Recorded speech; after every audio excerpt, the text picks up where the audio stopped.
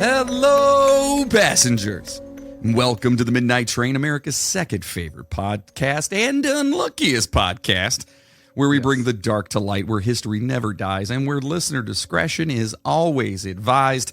We dive into, make fun of, and joke about the creepy and unsolved mysteries of the world, all while trying to bring you as much information on each topic as possible. Sometimes, listen, we talk about some pretty dark stuff, but we are a comedy podcast, or so we like to think so. So if you're not into crossing those two streams, okay, no hard feelings. But if you are, thanks for giving us a chance and welcome aboard. And to everyone else, hey, welcome back. I am your host, the conductor of the cryptic, Jonathan Sayer. And of course, in the co-host chair over there is the bearded one himself. It's Mr. Moody. Today, I'm in a co-host race car bed. You're in a co-host race car bed, so it's not the chair. Okay. No, I'm in a bed. I'm in a sitting on a race car bed right now. Nice. Well, good for you. Is it comfortable? No, not at all. Not even a little bit. Yeah. No. Well, listen. We just wanted to say thanks, and it is. This is going to be kind of a Halloween special. So it's special. It's Halloween, and yeah, that's pretty much it. We got some stuff to talk about here towards the end. It's going to be really fun with the movie section this evening. So, oh boy. Yeah, we'll save the rest of the business stuff until the end. So let's just jump into this freaking episode. Everyone's like, where the hell have you been? Well, guess what? We're here, baby. No bitching. Shut up. Let's do it. Let's. We had to at least get something out. Right? Correct. Because, our normal shitstorm of stuff that happens. And then, and tonight almost didn't happen because I, fucking forgot that we were supposed to record. Yeah, I'm sitting there going, do you think he's gonna? I'm like, he might. And then you hit me up and I'm like, all right. You can actually thank Danny because she's like, aren't you supposed to be recording? I'm like, oh, shit. I looked at my phone. It was like 10 till. I'm like, fuck. All right. Well, I tell you what, let's turn down the lights, adjust our seats, grab a drink, and let's get Halloweeny, I guess. But first, here's a toast to all you beautiful motherfuckers. She sits at home, wondering why no one's there. It's all alone. I'm hoping that no one can hear her scream. It's Halloween. It's Halloween. That's right, it's Halloween. It's Halloween. And we are finna get spooky with everybody. So you got anything to drink? What are you doing? right now I'm actually drinking some water with some Mio in it. Yeah. That's my drink of choice for right now. Yeah. I want to be coherent as we discuss this. In fact, we're talking about the darker side of Halloween.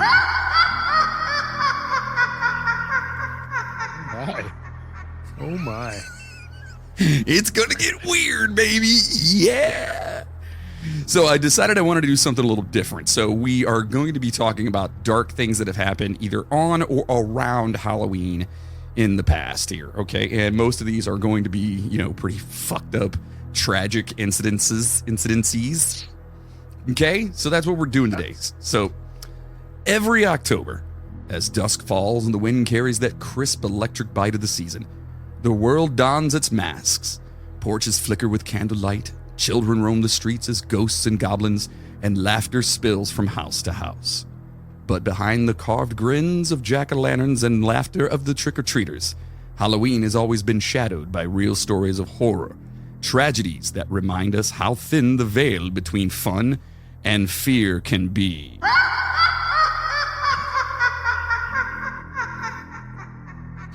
All right, maybe I won't do that voice the whole time. That's going to be like the fucking whip in the... What was it? Hatfields and McCoys. Yeah. Go back and listen to that one if you guys haven't. Jeff was with us at the time, and decided to just episode that we've ever done. It's one of my favorites, and he would just literally crack a whip constantly. First one up on our list here, I believe we have discussed this gentleman before, the Candyman murderer. Okay, and no, this is not the movie Candyman. This is like in Willy Wonka, the Candyman can. No, it's not him. It's not the Candyman. Fuck was that? That was what's his name? Yeah, Sammy Davis Jr. Yeah, baby, Candyman. I can just see him. You guys can't see me right now, but one eye's closed, hands are twitching. That's what he did. He was great. Sammy Davis. That's right. So it was a chilly Halloween night in 1974, and the streets of Pasadena, Texas, glowed with porch lights and paper ghosts. Children darted between houses, clutching pillowcases of candy, their laughter cutting through the autumn air. 8-year-old Timothy O'Brien was one of them, dressed in a Planet of the Apes costume, excited for one last round of trick-or-treating before bedtime. What no one knew then was that this night would become one of the darkest chapters in American Halloween history. The night a father murdered his own son with poison candy. Oh, boy. Right, so this is basically what stemmed the whole, we gotta check your candy because it's gonna be poison thing that our parents fucking tortured us with constantly. And it's like all the idiots that think people are giving out weed candy right now. Right. Like, yeah, they're not doing that, folks. Nobody who... And if they are doing that, let me know what house that is, please. Right. That's insane. Yeah, nobody's doing that, and if they are doing that would cost somebody to do? Too much. That's ridiculous. Yeah, that'd be too much. Because much too much. How much too much? Much too much. Much too much. So Ronald Clark O'Brien looked like a model father. He sang in the church choir, worked as an optician, and seemed devoted to his wife and 2 children, Timothy and Elizabeth. To neighbors, he was polite and unassuming. Maybe a bit dull, but harmless, or at least they thought. That Halloween, O'Brien took his children and a neighbor's boy trick-or-treating in a nearby neighborhood. The evening passed like any other. Doorbells, laughter, plastic masks slipping off eager faces. At one house, the porch light was off, the universal sign that the homeowners weren't participating. The kids ran ahead to the next home, but O'Brien lingered behind. When he caught up, he was holding several extra pixie sticks. Claiming a neighbor had finally opened the door after all. He handed them out generously, one to each child, one to a friend's kid, and one more to a child from his church. It seemed like an act of fatherly kindness. It was not. Later that night, as the O'Brien children sorted their candy, Timothy begged to have just one treat before bed. His father picked the pixie sticks. The boy tore open the packet and complained that it tasted bitter. Do they still make pixie sticks, by the way? I don't know. If you mean sugar in a tube? Right. If you guys don't know, it's literally like just a paper tube, if I'm not mistaken, right? Yeah, paper tube with flavored sugar in it. It's Kool-Aid inside of it. It's what it is. It's just Kool-Aid and sugar. And they were amazing. Anyway, so he opened it up and it tasted bitter. Moments later, he began vomiting uncontrollably. His father held him as the child's body convulsed, his limbs stiffening, and within an hour, Timothy O'Brien was dead. Now, at first, police suspected a random madman. News spread like wildfire. The headline that parents everywhere feared most: poisoned Halloween candy kills child. Panic erupted across Texas. Parents poured their children's sweets into garbage cans. Hospitals began offering x-rays of Halloween bags. Police departments fielded hundreds of calls. It was crazy. But when investigators began retracing the O'Brien steps, the story unraveled in a way no one expected. Ronald O'Brien's grief didn't sit right with detectives. He seemed rehearsed, overly precise. When questioned, he couldn't remember. My son has died. Oh. What will I do? Wah, wah, wah. That's funny. Can you imagine if you said that to the guy? What happened to your son? Well, he died. Womp womp. So now, when he was questioned, he couldn't remember which house. Something's not right about. He's definitely off. He couldn't remember which house gave him the pixie sticks. His financial troubles, however, were clear. He was drowning in debt, behind on bills, struggling to keep his job, and facing repossession of his car. Then came the revelation. He had recently taken out life insurance policies on both of his children. $10,000 each, increased to $20,000 just right before Halloween. He'd even called the insurance company the morning after Timothy's death to inquire about the payout. So, not suspicious at all. No. Investigators tested the remaining pixie sticks and found each one packed with enough potassium cyanide to kill multiple adults. Jesus, dude. The tops were neatly refastened with staples, as if factory sealed. Staples? Did they use staples in those? Maybe back then. Yeah, they were always just sealed shut, I thought. O'Brien had distributed the poisoned candy not just to his son, but to other children.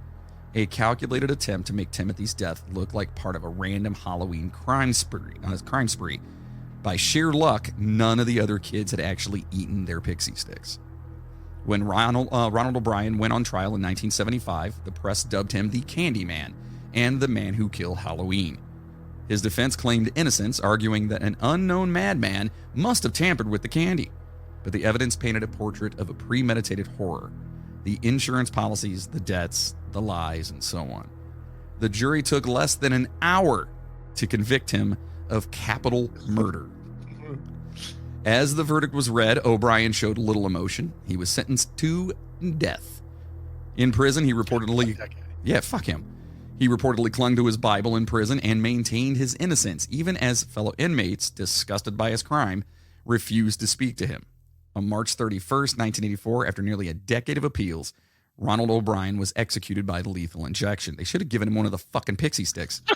I was just going to say that, dude. Should have made him eat a pixie stick. Yeah. Here you go, sir. Night-night. Damn. And when they did it, they look at him and go, womp, womp.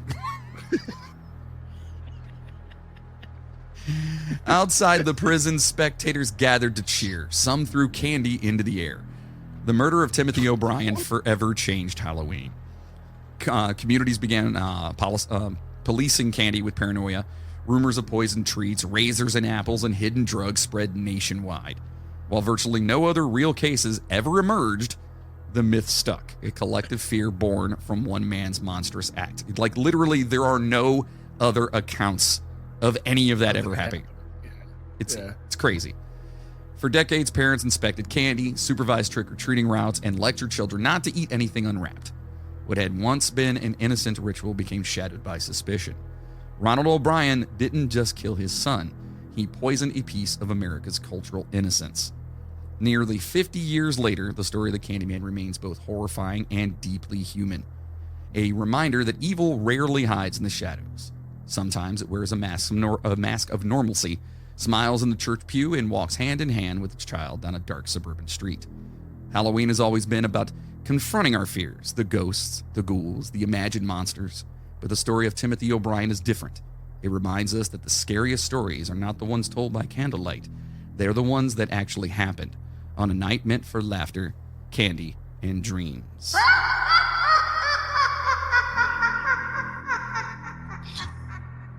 Yeah! Every time I do that, you should just seriously be like, all right, number 2 on our little ghostly list here, or ghastly list, should I say, is the Ghost of Greenwich. And this is the murder of Martha Moxley. Quote, "It was mischief night, a time for pranks, whispers, and teenage laughter. By morning, one of them would be dead, and the town would never be the same again." End quote. Bellhaven wasn't the kind of place where bad things happened. It was a pristine pocket of Greenwich, Connecticut, a gated community of manicured lawns, sailboats, and quiet privilege. The kind of neighborhood where the sound of a leaf blower was scandal enough for the day.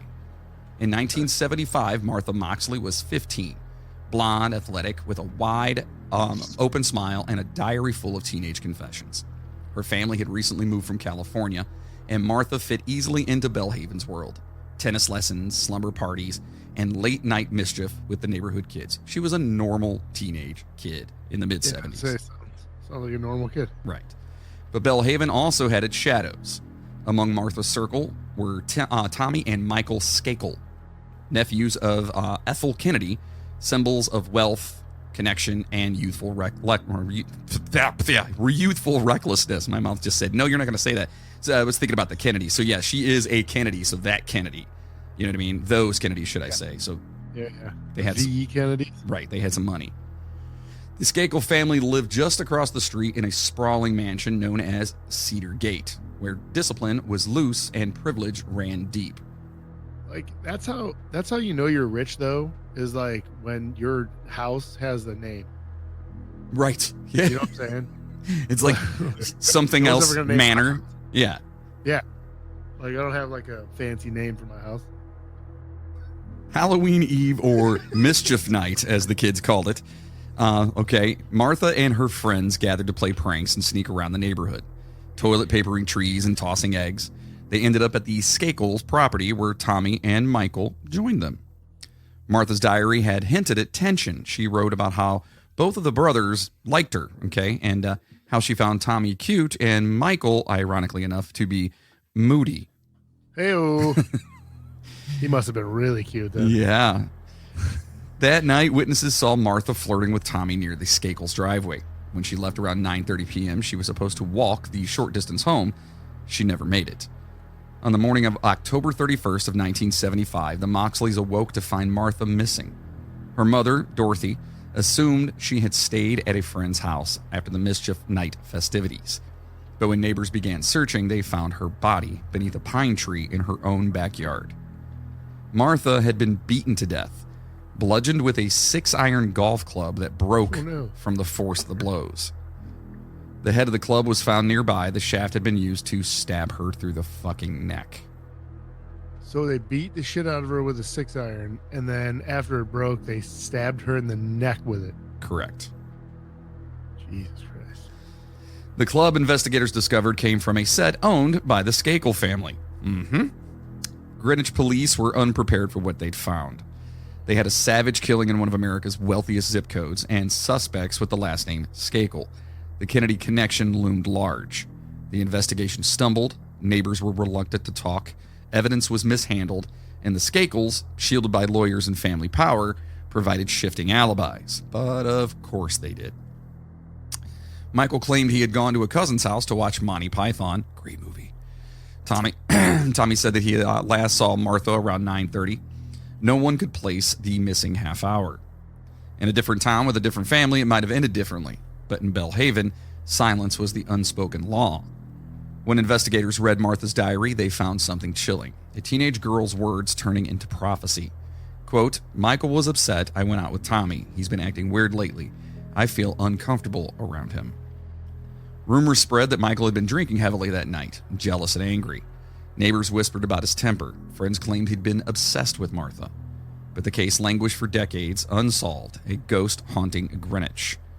2 decades later, Vanity Fair writer Dominic Dunn, himself the father of a murdered daughter, published an article reigniting public fascination. His reporting, alongside Mark Furman's book, Murder in Greenwich, forced police to reopen the case. Now, I don't know, that couldn't be the same Mark Furman from the OJ trial, is it? I was wondering. I knew that name sounded familiar. I couldn't place it, but I don't know. Yeah, I'm not. I don't know if it is or not. I don't know. Maybe 2 decades later. Let me take a look. See. I don't know. In 1998, after new testimony emerged from former classmates who claimed Michael had confessed at reform school, he was indicted for Martha's murder. In 2002, nearly 27 years after the crime, Michael Skakel was convicted. He was sentenced to 20 years to life. But in 2013, his conviction was overturned due to inadequate defense. He was released on bail. In 2020, prosecutors announced they would not retry him. Get out of here. So he served 11 years. Officially, the murder of Martha Moxley remains unsolved. Officially, right? Belhaven changed after 1975. Halloween decorations grew sparse. Kids no longer roamed the streets at night. The murder had shattered the illusion of safety that money and Gates once promised. For Martha's mother, Dorothy, the fight never ended. For years, she pushed for justice. Justice. She pushed for justice, Penny. Justice. For justice, damn it. Refusing to let her daughter's name fade beneath the gossip and privilege. Martha was real, she said, and she mattered. Nearly 50 years later, the pine tree in the Moxley yard is gone. The house has changed owners. Belhaven looks as flawless as ever, but the ghost of Martha Moxley still walks its streets. In whispers and memoirs, in the uneasy glance of neighbors who remember the night the quiet town cracked open. Because this wasn't just a murder. It was a rupture in the illusion of safety, a reminder that behind every perfect neighborhood, there are secrets buried just beneath the grass. And sometimes they don't stay buried. Really quick. It is the same Mark Furman. Is it really? The dude that was allegedly a racist? Trial. Huh? The guy who was allegedly a racist? Not allegedly. Hold on. Was. I just read something about that where it says in 1981 he requested a workers leave for workers' compensation from the police academy because he alleged he stopped enjoying military service because of the alleged insubordination from Mexican Americans and African Americans, whom he described as the N-words. Oh boy. But after the trial, he wrote a book about the whole OJ thing. And then it says for his next book, Murder in Greenwich, Furman investigated the then unsolved 1975 murder of Martha Moxley and theorized that the murderer was Michael Skakel, nephew of Ethel Kennedy, widow of Robert Kennedy. Skakel was convicted. Yeah. But the conviction was overturned later. The book was adapted for a 2002 television movie. Huh. Yeah. Well, look at that. That's a weird little connection, isn't it? Yeah. The dude who pretty much screwed up the OJ trial actually brought that to light, and then it got overturned. Wow, that's just crazy. Anyway. So, yeah. Anyway, moving on now, we have number 3.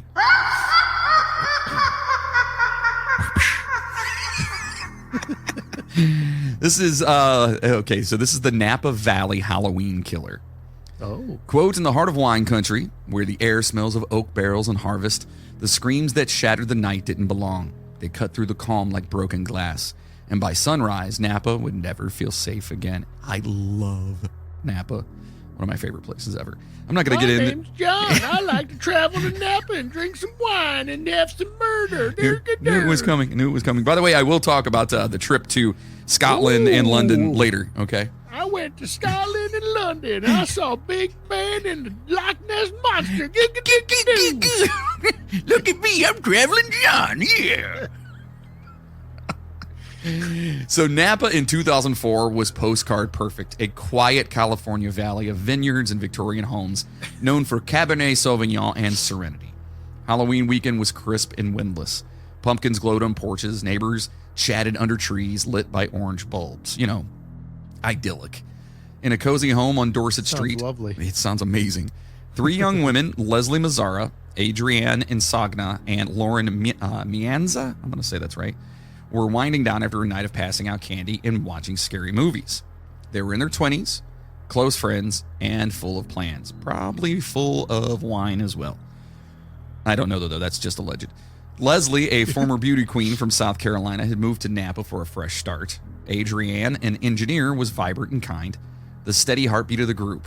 Lauren, a friend and roommate, was the practical one, the caretaker, the observer. Okay, so they all kind of had their role in their friendship. By 10:30 p.m., the laughter faded. Upstairs, Leslie and Adrienne went to bed. Downstairs, Lauren locked the doors, let the cat out, and went to sleep. And then, around 2 a.m., the peace broke. Lauren woke to a noise, footsteps, then a thud, then, unmistakably, the sound of someone gasping.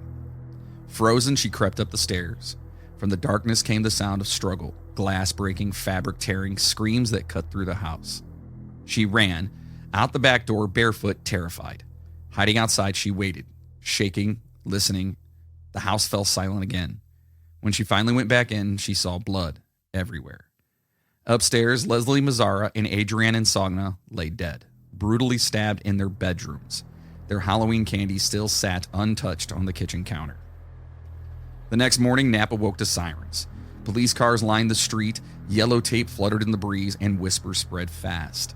This wasn't supposed to happen here. Napa was safe, peaceful, perfect. But now, 2 young women were dead, killed in their own home on Halloween night. Investigators found cigarette butts outside the house, believed to have been left by the killer, which is, I just have to say, that's crazy that people do that. Yeah. Like, you commit a horrible crime, and it's like, I'm just going to leave the cigarette here. Like, you dumbass.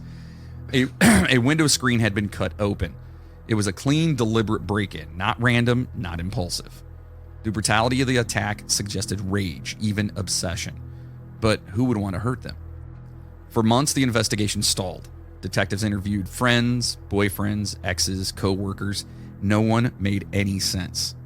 Then, in 2005, a DNA match changed everything. The cigarette butts outside the house contained male DNA, and it matched blood found at the scene. When investigators began collecting DNA samples from everyone in the victim's circle, one man hesitated. Eric Koppel, the fiancé of Adrienne's close friend Lily Prudhomme, initially refused to give a sample. When he finally did, the results were immediate. He was a perfect match. Eric Koppel was no drifter, no shadowy stranger. He was a local man, well known in the community, seemingly kind and soft-spoken. He had even attended the victims' funerals, standing among the mourners, tears in his eyes. What a piece of shit. His confession stunned Napa. He admitted to entering the home through the window and stabbing both women as they slept. He claimed it was not premeditated, that he had been struggling with deep personal issues, jealousy, and anger. But the brutality told another story. Leslie had been stabbed multiple times in the chest. Adrienne had fought fiercely for her life. That's what her friend heard upstairs. She heard her friend fighting with this dude and being murdered by him. And I'm going to say that if she would have walked up there and tried to see, what was going on, she could have been murdered too. What were we going to say? Yeah, 100%. What were you going to say? That's crazy. No, I thought you were going to say something. You had something else. Sorry. No, I said that's crazy. Oh. I said 100%. That's crazy. It's insane. So she's very lucky. Leslie had been stabbed again multiple times. Koppel left the scene bleeding from his own wounds, and that blood, what ultimately betrayed him. At trial, families filled the courtroom with photos and memories. Leslie's bright smile, Adrienne's gentle energy. The judge read letters from their parents describing futures stolen, holidays empty, and friendships cut short. Eric Koppel never explained fully why. He apologized, sobbing, but the words felt hollow against the violence he'd unleashed. He was sentenced to life in prison without parole. In the years, fuck that guy. Yeah, for real. He should have got worse, but yeah. In the years since, Napa has rebuilt its peace. Tourists still sip wine under golden sunsets. The hillsides as beautiful as ever, but for those who lived through that night, something in the air changed. Halloween there is quieter now. Porch lights turn off earlier. People lock their doors. Because behind the postcard charm of wine country, the memory lingers of two young women whose laughter once filled a house, and a friend who woke to find evil had crossed her threshold. The house there still stands, a quiet home on an ordinary street, but locals say they still drive by slower, remembering the horror that lived behind those walls.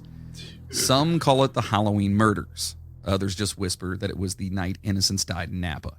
And every October, as pumpkins line the porches again and laughter drifts down the street, someone always remembers the screams that once tore through the valley. A reminder that even paradise has its shadows. I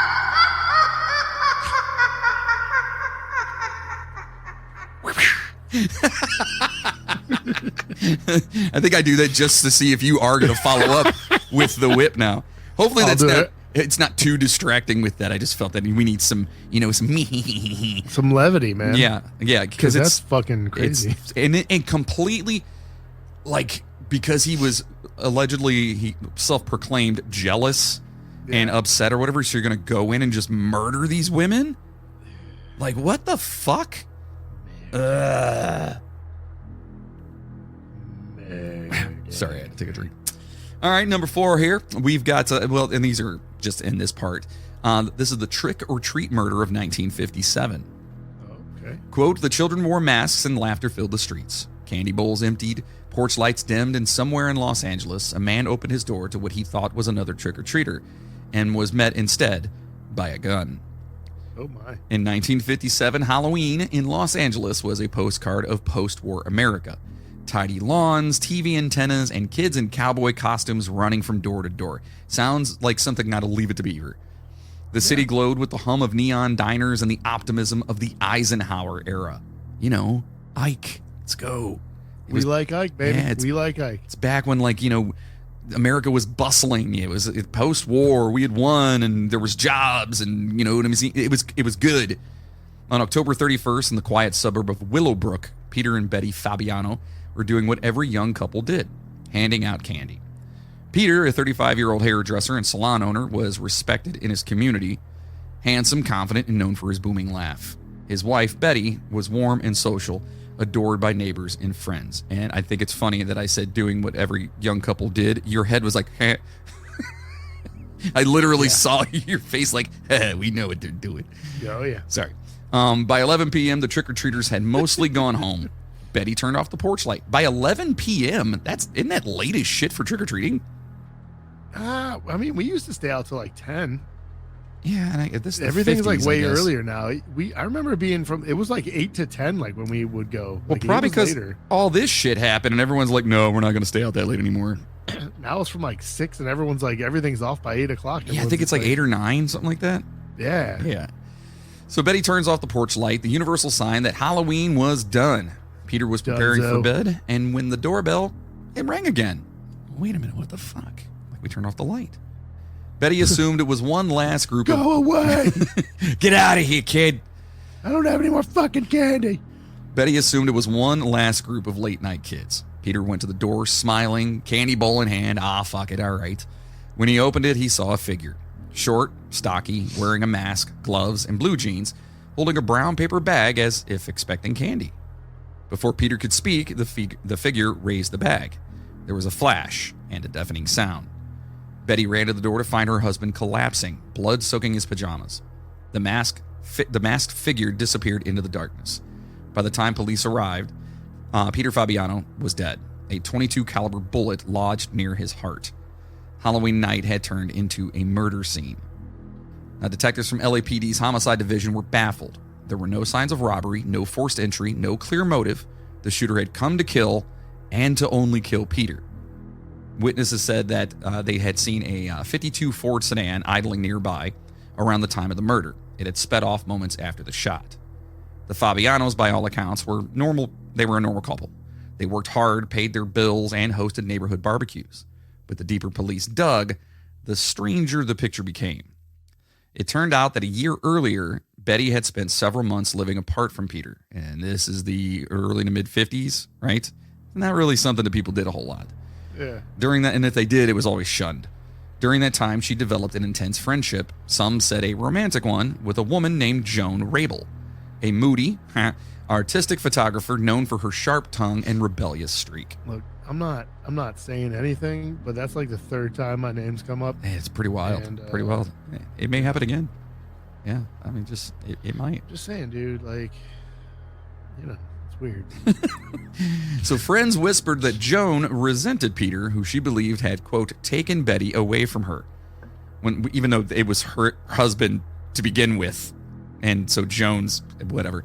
So when police interviewed Joan, she was evasive. She denied knowing anything about the murder, but officers noticed her nervousness and evasive answers. Then came the break. Detectives discovered that Joan's close friend, Goldine Pizer. It's either Goldine or Goldine. Goldyne. Never heard that one before. I've never heard that name before. Goldine or Goldine Pizer. I don't know, whatever.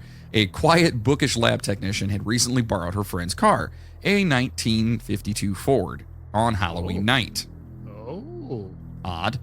When police questioned Goldine Pizer, the truth came tumbling out.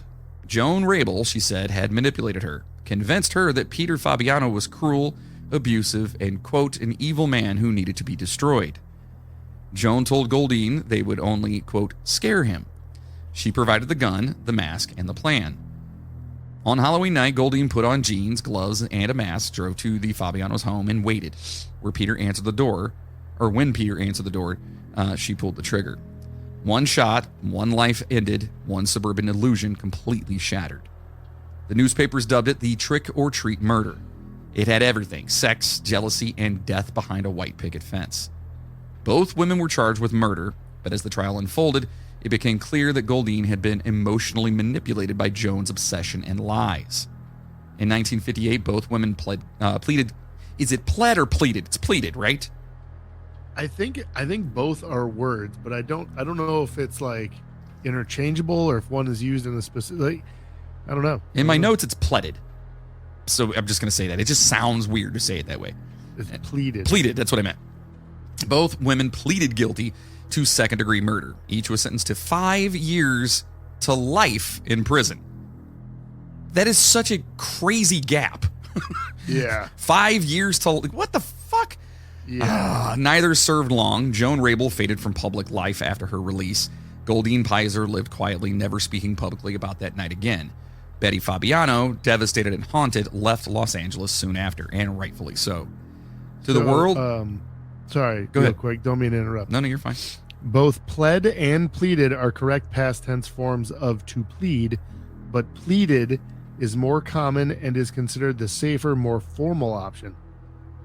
While some dictionaries list both and usage guides differ on which is best, legal and style guides generally recommend using pleaded. Well, there we go. So, all right.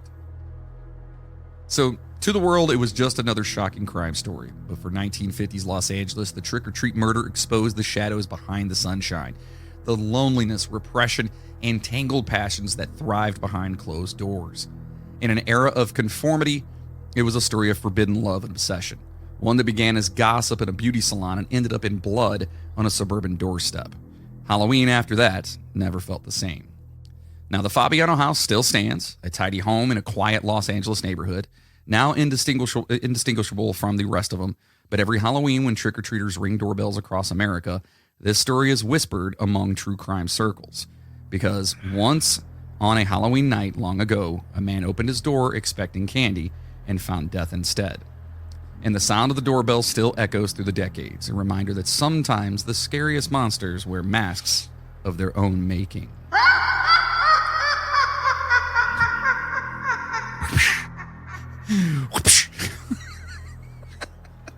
And if you guys seriously, if you're a new listener and you're like, what the hell's with the whip? Just go back and listen to the Hatfields and McCoy. I'm telling you. And if you don't laugh in that episode, then you have the heart of stone. You do. You have a heart of stone. So there's nothing we can do for you. Yeah, there's no helping you. Yeah. No.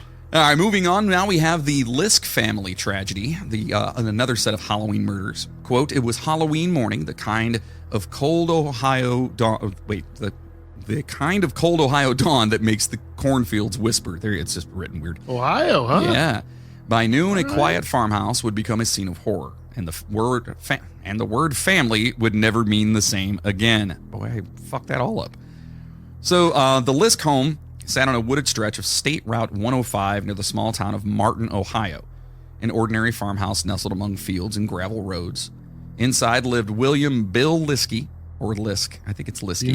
Do you know where Martin, Ohio is? I want to say it's got to be south, like Cincinnati area. I'm looking right now. I feel like it's going to be like, maybe like Dayton area or something like that. State Route 105? That's not near us anywhere. Ottawa town. It's only an hour. It's 2 hours from me. Okay. So it's east? It is southeast. Nope. It's over by Toledo. It's almost in Toledo. Okay. For everyone out there, Ohio is weird. So there you go. Yeah, it's like right outside of Toledo. Okay. So Bill Liskey was a soft-spoken outdoorsman. His wife, Susan Liskey. Bill Brasky. His wife, Susan, and her two sons from a previous marriage, Derek Griffin and Derek's older brother, Devin. Okay, they were all inside the house. It was a close family, a blended one that had survived hard years and learned to love through patience. Bill adored his stepsons, and Susan, a church-going woman with a radiant smile, was the steady heart of the home. Okay, again, idyllic. Halloween weekend of 2010 had been like any other in the sleepy township of Ottawa County. Kids had gone trick-or-treating, families hosted bonfires, and neighbors waved as they passed. But by Sunday morning, October 31st, something was wrong. Susan didn't show up for church. Her parents couldn't reach her by phone. By afternoon, her brother went to check on the family, and when he opened the door, he stepped into a nightmare. The farmhouse was silent, eerily still. The only sound came from the creak of the floorboards and the faint hum of a television still on in the living room.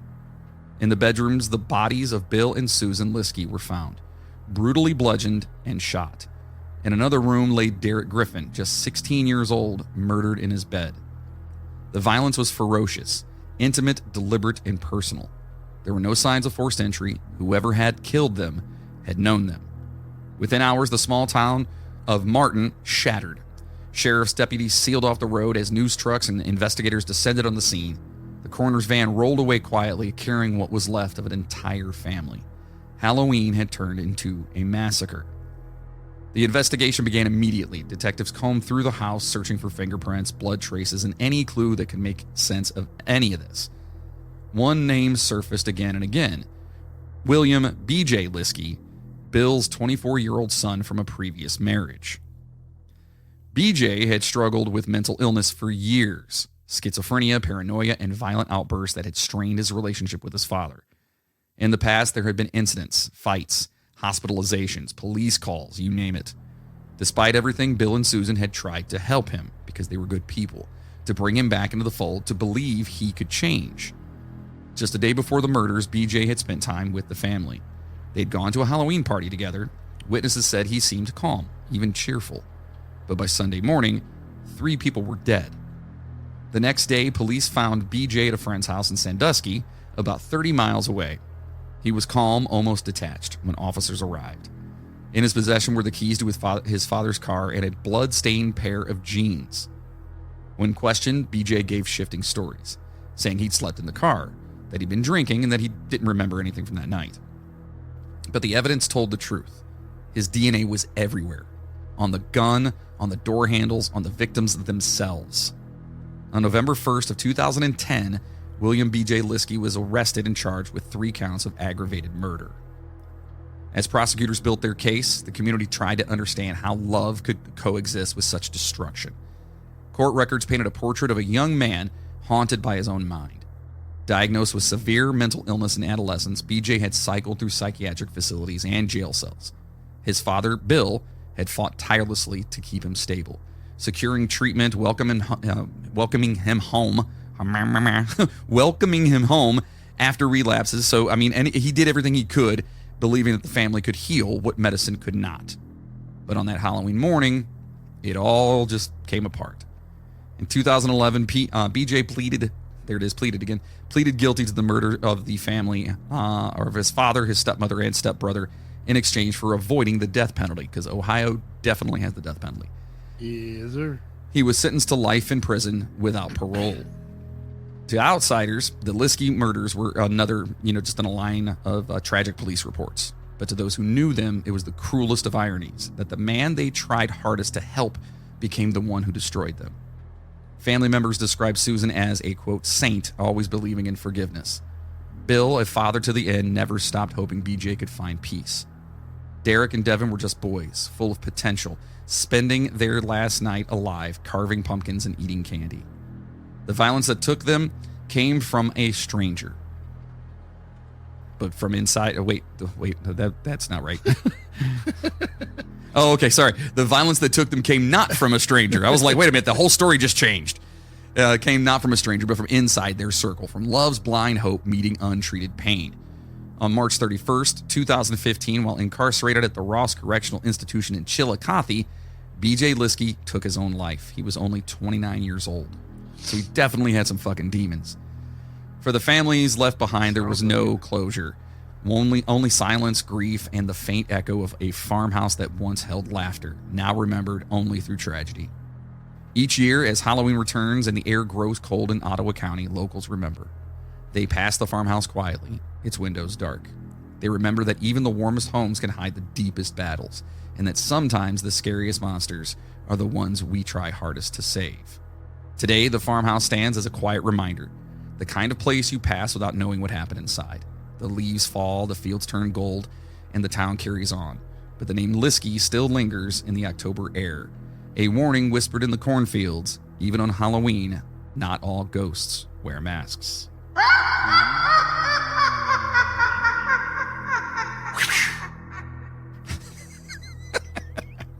Shit. Yes, dude, some of these are like, holy shit. Yeah. Oh. I'm surprised I never heard of that one. Yeah, considering how when close was that it is. again? 2010? I can't believe we didn't hear about that. I've never heard about that one. Yeah, not that I remember. Yeah. Well, here's an even more recent one. This is the Japanese Halloween stabbing in 2021 in Tokyo. Huh. On the evening of October 31st, Yeah, but that one also wasn't 2 hours from our house. that is either. true, very true. On the evening of October 31st of 2021, a night when Tokyo's famed Shibuya Crossing and surrounding streets teem with costume revelers celebrating Halloween, an ordinary commuter train or commuter train ride turned into a scene of terror. The incident on board the Keio line, I believe it's Keio or Kaio, line in western Tokyo shocked Japan, a country that often prides itself on low violent crime rates. Around 8 p.m., a limited express train bound for Shinjuku was carrying crowds of passengers, many en route to Halloween festivities, when the assailant boarded. Dressed in what police described as a green shirt, blue suit, and purple coat. What does that sound like to you? Wait, did you say it again? Green shirt, blue suit, and purple coat. Like the Joker? Correct. Evoking the look of the comic book character, the Joker. All right. 24-year-old Kyoto Hattori quietly sat near the rear of the train. Suddenly, he stabbed a male passenger in his 70s in the chest and then moved to a different car, where he scattered a flammable liquid and ignited it, filling the carriage with smoke. Panic erupted. Some passengers attempted to escape through windows, and when the doors did not open immediately, and others ran toward the platform at the next station. In total, 17 people were injured in the attack, one of them in critical condition after being stabbed. Many sustained burns or smoke inhalation injuries. Some suffered from the chaos of a packed train car suddenly enveloped in fear and flame. Let's say people getting crushed and shit trying to get out. Absolutely. Hattori was arrested on the spot on suspicion of attempted murder. He later told investigators that he had chosen Halloween deliberately, sensing that the train would be crowded, and that he wanted to, quote, kill 2 or more people so he would receive the death penalty. The investigation revealed that Hattori had been struggling, having experienced job transfers, relationship problems, and suicidal thoughts. He decided that committing a mass attack would lead to his own death sentence. He reportedly began planning the act months later, or earlier, had chosen the date on Halloween and clothing deliberately, and viewed previous train attacks as models for his performance. Jesus. So this was premeditated as a mofo. Yeah. The attack came amid a rare spate of similar violence in Japan. Earlier in 2021, there was a stabbing on Odakyu. I'm fucking that up. Line train. So another train incident where somebody was stabbed again. So the incident rattled a Japanese public unused to mass violence on its transport systems. Officials described the act as, quote, atrocious and brutal. It forced questions around mental health, social isolation, the stresses of employment and relationships, and the growing influence of online subcultures and extremist fantasy-inspired violence in safe societies. This was Japan? Yeah. Okay. Yeah. In July 2023, Hattori was sentenced by the Tokyo District Court to 23 years in prison for attempted murder and arson. Although he had sought the death penalty, the court rejected this, citing mitigating factors in Japan's high standard for capital cases. The verdict. High standard for Nah, dude, you didn't kill enough people. That's pretty much. You're not cool enough to get the death That's pretty much penalty. what it is. Yeah, like. That's kind of ridiculous, actually. Especially when he wanted to go. You know what I mean? Yeah. But I guess it costs a lot more to actually do it, and there's a bunch of shit in between. Whether it's. If that's the case, though, if he wanted to die and he tried to kill people, he killed one person. Like, if he wants to die, give him the death penalty, take him out back and fucking shoot him. Right. Bye. That's how I feel. Yeah, we both agree on this whole thing. Because at that point, it's not like you can let him out because he's just gonna do it again. Like, he'll 100% do that again. Yeah, right? well, I would assume Let him so. out. I would assume There's so. no way. Yeah. So what if happens? He wanted to die, just fucking kill him. Which is crazy, dude. By the way, have you ever heard the story? I'm pretty sure it was Japan as well, about the dude that as a little kid or whatever, he always wanted to eat somebody. Yes, and he actually found somebody to volunteer. No, not volunteer. He went to France and he was like in college or something like that, and found a woman who was like studying with him, shot her in the head, and then S8'd her, and then ate her, and then was carrying her body parts out in like bags, like luggage, and it was dripping so much blood that people saw it and called the cops, and he got busted. Right. So he went to jail in France, but then was sent back to Japan. But something happened in the middle where they couldn't charge him in Japan, so he was free, and I think it was only like 3 years later. Oh. And so he went off and started writing a shit ton of books that you can actually find on Amazon today, and they're literally detailing what he did, eating the person, killing her, and shit like that. Wow. Yeah, how fucking crazy. Dude that I think he was Japanese. I could be wrong. I thought he was either Japanese or something like that. But he was like same thing. Like he found a guy who like volunteered to be eaten. Yeah. So like he volunteered for this dude to kill him and eat him, and like there was like this whole the thing with like it wasn't murder because the guy wanted to do it and like this and that and like all this shit. Is that the case where like he cut off the dude's wang and they both tried to eat it, but it was too chewy? I think so. Yeah. Yeah, I know exactly what you're talking about. Right. Yeah, that's. And I don't think he ever went. I don't think that dude ever went to prison. I think that like was. He's free now. I think that happened via Craigslist, but I could be wrong. Maybe on that. I'll have to look into that. Maybe we'll talk about some of the weird shit like that. So anyway, the verdict emphasized both the premeditated nature of the assault and the randomness of his victims. What stands out about this case isn't simply the violence, but the choice of spectacle, the costume, the timing on Halloween night, the train, a confined public space, and the desire for infamy or self-destruction as revealed in his motive. For Japan, where public transit is a backbone of daily life and mass attacks are very rare, this incident served as a disruptive shock. It underscores how issues... I could see that. Yeah, 100%. It underscores how issues like loneliness, failing relationships, employment instability, and creeping alienation can, in rare instances, result in sudden and extreme violence, even in societies evaluated as safe by global standards.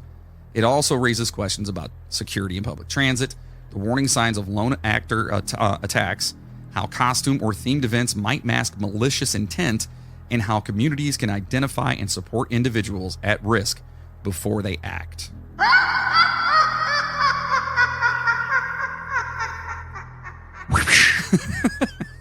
I really hope everyone at home or wherever they're listening right now, every time they hear that laugh, they just go whoosh.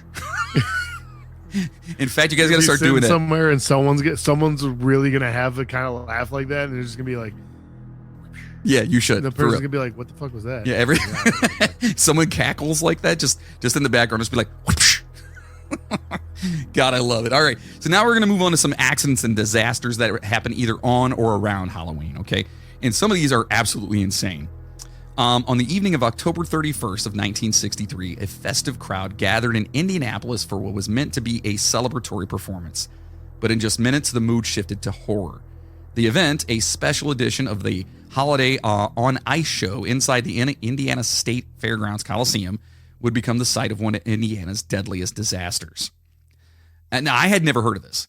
It was Halloween night, a time when the city expected elevated activity, and the Coliseum was hosting Shriners Night, drawing a large audience. According to accounts, roughly 4,300 people were present. As the skating exhibition reached its climax, under the radar danger lurked below, under it lurked below here, in a concession storeroom beneath the mezzanine stand. Liquefied petroleum gas tanks were stored in an unventilated area, and one tank started to leak. At about 11:06 p.m., the accumulated leaking gas found an ignition source, an electric popcorn warmer, or other heating element in the concession area. The resulting explosion tore through the seating bowl, launching concrete slabs, chairs, and spectators into the air. Some victims landed on the ice, others were buried beneath debris. Some in the adjacent grandstand were caught in a floor collapse triggered by the blast. A secondary explosion followed minutes later when remaining tanks ignited. The physical toll was staggering. Oh, no. Current and retrospective sources list the fatalities at 74, but some later accounts say up to 81 people and more than 400 injuries from this thing. Wait a minute, where was this again? Indianapolis. Jesus. Yeah, dude. I never heard of this before. And it's on freaking Halloween. You know what I mean? Like, what the fuck? So the human cost was immense. Attendees, families, first responders all confronted a scene of chaos. Emergency personnel set up triage in barns next door, a makeshift morgue on the ice floor, which you got the ice. You might as well, use it, I guess. I mean, yeah, that's not necessarily a bad thing. Right. I mean, it's there. You might as well. And one witness wrote, quote, "You walked into a nightmare. A red satin slipper on the ice, just 3 feet away from a pool of blood." Oof. In the aftermath, investigations revealed that the leak had come from a rusty, improperly secured LP gas tank, liquid petroleum, tank located in the concession space below the seating area. The valve failed, allowing gas to accumulate until it ignited. A grand jury indicted multiple officials: the state fire marshal, the fire chief, the venue's management, the officers of the gas supply company were all indicted in this. Because, I mean, they should have checked it all out and made sure it was all good. So ultimately, no one served prison time for the disaster. One conviction was overturned on appeal and other charges dropped. Civil litigation followed. Hundreds of lawsuits sought damages, eventually settling for millions of dollars. The tragedy at the Coliseum became a case study in disaster management. Researchers from the Ohio State University Disaster Research Center reviewed the event and identified failures in notification, authority, communication, and coordination among emergency services. In other words, they fucked up. Yeah. Hard.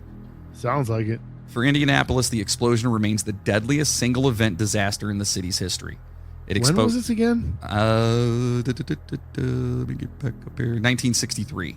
63, okay. For some reason I thought it was 60. That's crazy, dude. It exposed how a convergence of small errors, a leaking tank, inadequate ventilation, crowded indoor venue, delayed ignition can produce catastrophic outcomes. So the Coliseum reopened after structural inspections. It closed for 41 days and resumed hosting events months later. A plaque listing the names of the victims was placed in the lobby decades later. On a night intended for entertainment and community, hundreds of people instead witnessed something unthinkable. The audience's joy turned to panic, normalcy to disaster, in the span of just seconds. The explosion at the Indiana State Fairgrounds Coliseum is a stark reminder of the hidden hazards in public gathering venues and how vigilance, regulation, and emergency readiness all matter. When we recount this event now, what stands out is not only the loss of life, but the way the tragedy reshaped how venues, fire marshals, and public safety officials approached risk. The Holiday on Ice show remains in memory not just for the fun of the evening, but for the calamity that changed everything.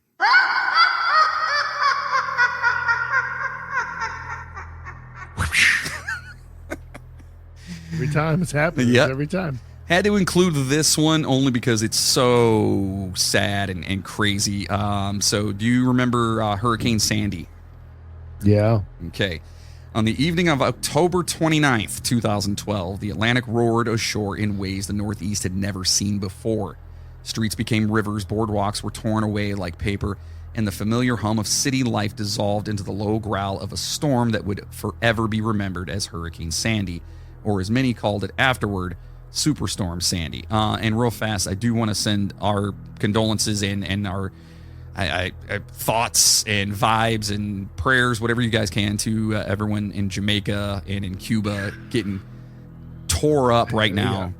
That storm that's the big ass fucking storm. Yeah, I think at last I saw, I could be mistaken on this, but 17 people in Jamaica had already been counted as, dead. So, so to everyone out there, we hope that I wish we could help out, but I can barely get up in the morning anymore.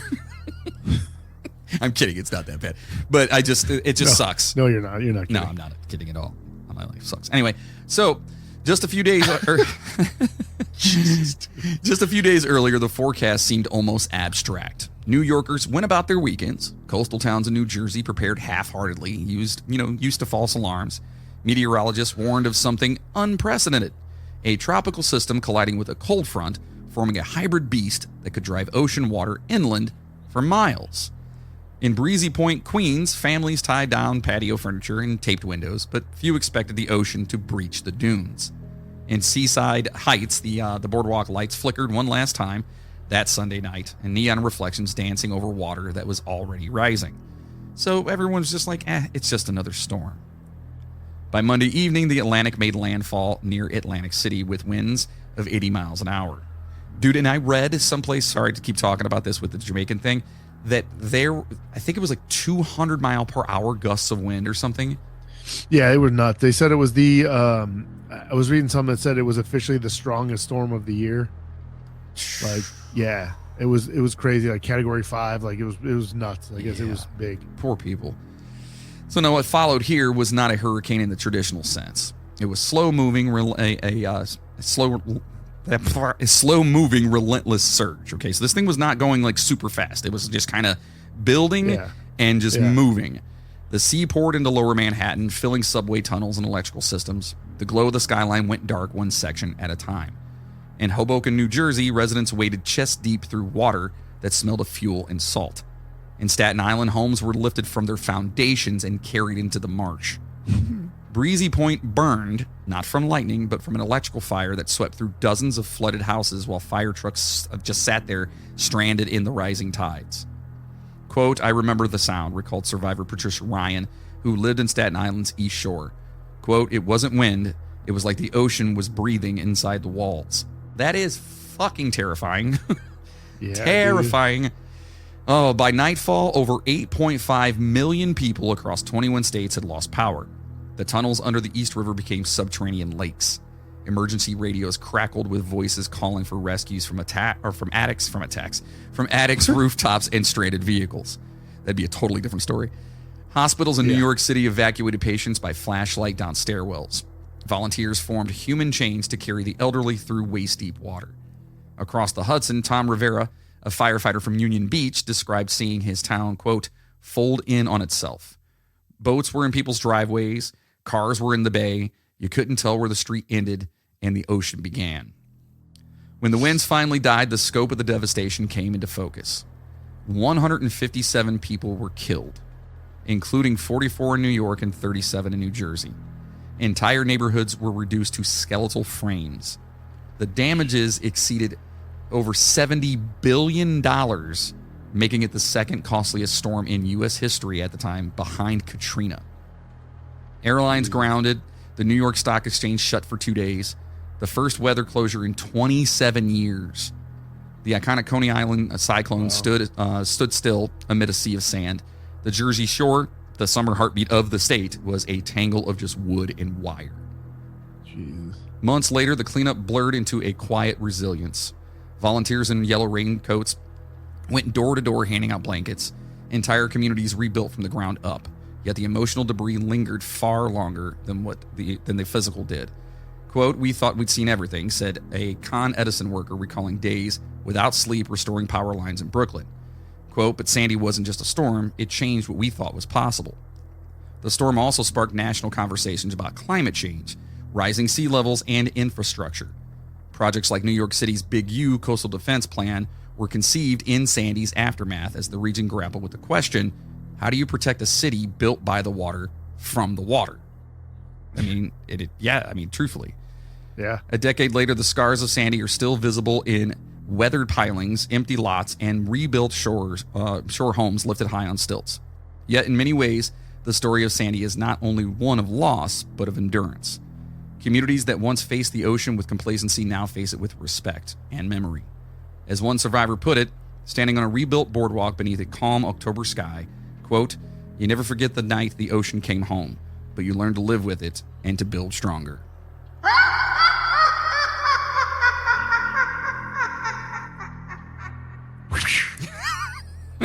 Yeah, dude. I mean, I couldn't even imagine. So I was actually living in New Orleans when that happened. Oh shit! So, I remember all of the, all the people in Ohio, all of our friends and shit were talking about how, because the weather, that shit came all the way through here. Like the weather, like all the rain. And shit, like all the houses, like the house that I'm living in now, they had 3 or 4 feet of fucking water in the basement, like here, and it was just this whole area was fucking, just because it was the aftermath of the storm. It kept coming this way. So it was all the way from the coast, through here, up into it was crazy. I mean, we're only 8 to 10 hours away from the coast, the East Coast right there. You know what I mean? We're not 10 hours. Yeah, we're not that far from it. So yeah, I do remember that was super fucked. All right, so next up here, oh boy. So the air in Seoul's Itaewon district buzzed with laughter, neon light, and the pulse of music spilling from narrow alleys. It was October 29th, 2022. The first real Halloween celebration since the COVID-19 restrictions had been lifted. Thousands of young people, students, tourists, couples, and friends poured into the nightclub or the nightlife hub to celebrate freedom. Mass traded for makeup and costumes. But within hours, celebration turned to chaos and then to silence. By midnight, Itaewon, once a symbol of global culture and Seoul's vibrant youth, became the site of one of South Korea's darkest nights. As evening fell, people flooded into Itaewon's main strip, a maze of steep alleys and bars nestled near the, Naksapyeong? There it is. Naksapyeong subway station. Sure. Hopefully I got that right. That's what it looks like to me. Probably not at all. It's probably just like what I did with the... I'm sorry, folks. Anyway, authorities estimated over 100,000 revelers filled the district. Okay, so there's over 100,000 people there hanging out. It's right after COVID. They want to party. So the crowd thickened around a narrow downhill alley next to the Hamilton Hotel, only about 3.2 meters wide, or 10 feet wide. Music thumped from nearby clubs. Police managed traffic at the edges, but few monitored the inner streets. At first, it was the kind of shoulder-to-shoulder press that people in crowded cities know too well. Okay, so there's a lot of people. Uncomfortable. Fucking Bourbon Street on Mardi Gras. Exactly. Dude. Uncomfortable, but it's familiar. Okay, you're in a crowded place. It's a party, and you deal with it. Yeah. But this time, the crowd didn't move. The pressure built from both ends as more people tried to enter the already packed alley. Around 10:15 p.m., the crowd began to sway. Witnesses later said it felt like a wave, an invisible force pulling them down the slope.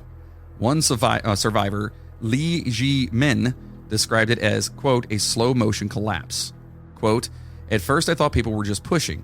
Then I realized I couldn't breathe. My feet weren't touching the ground anymore. People fell layer upon layer, bodies pressing tighter with no room to move or inhale. Panic spread, but there was nowhere to go. No air, no exits. The screams were muffled beneath the crush. Within minutes, dozens of people were trapped, many unconscious. Those near the top tried to pull others out, forming human chains. Some climbed the walls of nearby buildings to escape, shouting for help. Others performed CPR on strangers on the ground, guided by emergency operators over the phone. Sirens filled Itaewon just before 11 p.m. as ambulances, police, and firefighters flooded the area. Paramedics spread across the street performing CPR in rows. The sound of defibrillators and desperate voices replaced the music that had once echoed through the night. By dawn, the scale of the disaster was clear. 159 people were dead. Jesus. Most of them in their teens and 20s. More than 190 were injured, many critically. Victims came from 26 different countries, including the U.S., Japan, Iran, China, and France. I feel like I remember this. I don't remember this. This sounds familiar for some reason. I don't remember this at all. And when I was reading it and doing the research for it, I'm like, what? That's fucking crazy. And it's literally just because there were so many people trying to cram into one spot. And then all of a sudden, the momentum shifts and there's nowhere to go. So phones rang across the scene, missed calls from parents, friends, and loved ones searching for someone who would never answer again. Quote, I saw people's faces turning blue, recalled Park Sung-ho, a university student who had gone to Itaewon with 3 friends. Quote, we tried to pull people up, but there was no space to even raise our arms. It felt like drowning in air. Another witness, a club worker named Hana Kim, described seeing rescuers line bodies on the pavement. Quote, people were giving CPR for 30 minutes, 40 minutes. Some were crying while pressing on strangers' chests. Everyone wanted to help, but it was already too late for many. The next morning, Seoul was eerily quiet. The streets of Itaewon, once painted with costumes and light, were lined instead with flowers, notes, and tears. Public memorials appeared across the city, white chrysanthemums, handwritten messages, and photographs of those who were lost. South Korea declared a national mourning period. President Yoon Suk-yeol, I'm sorry, I know that's his name. I'm a child. Anyway, he visited the site, vowing to investigate how a night of joy became a scene of horror. The tragedy sparked widespread debate about crowd control and public safety, especially in an area where no central organizer existed, just spontaneous celebration and a dangerously narrow space. As weeks passed, families buried their loved ones, students, soldiers, newlyweds, and friends who had gone out to celebrate life. Survivors struggled with trauma and guilt, many haunted by the cries that they couldn't unhear. Memorial walls grew and vigils lit the steps of Seoul City Hall and Itaewon Station.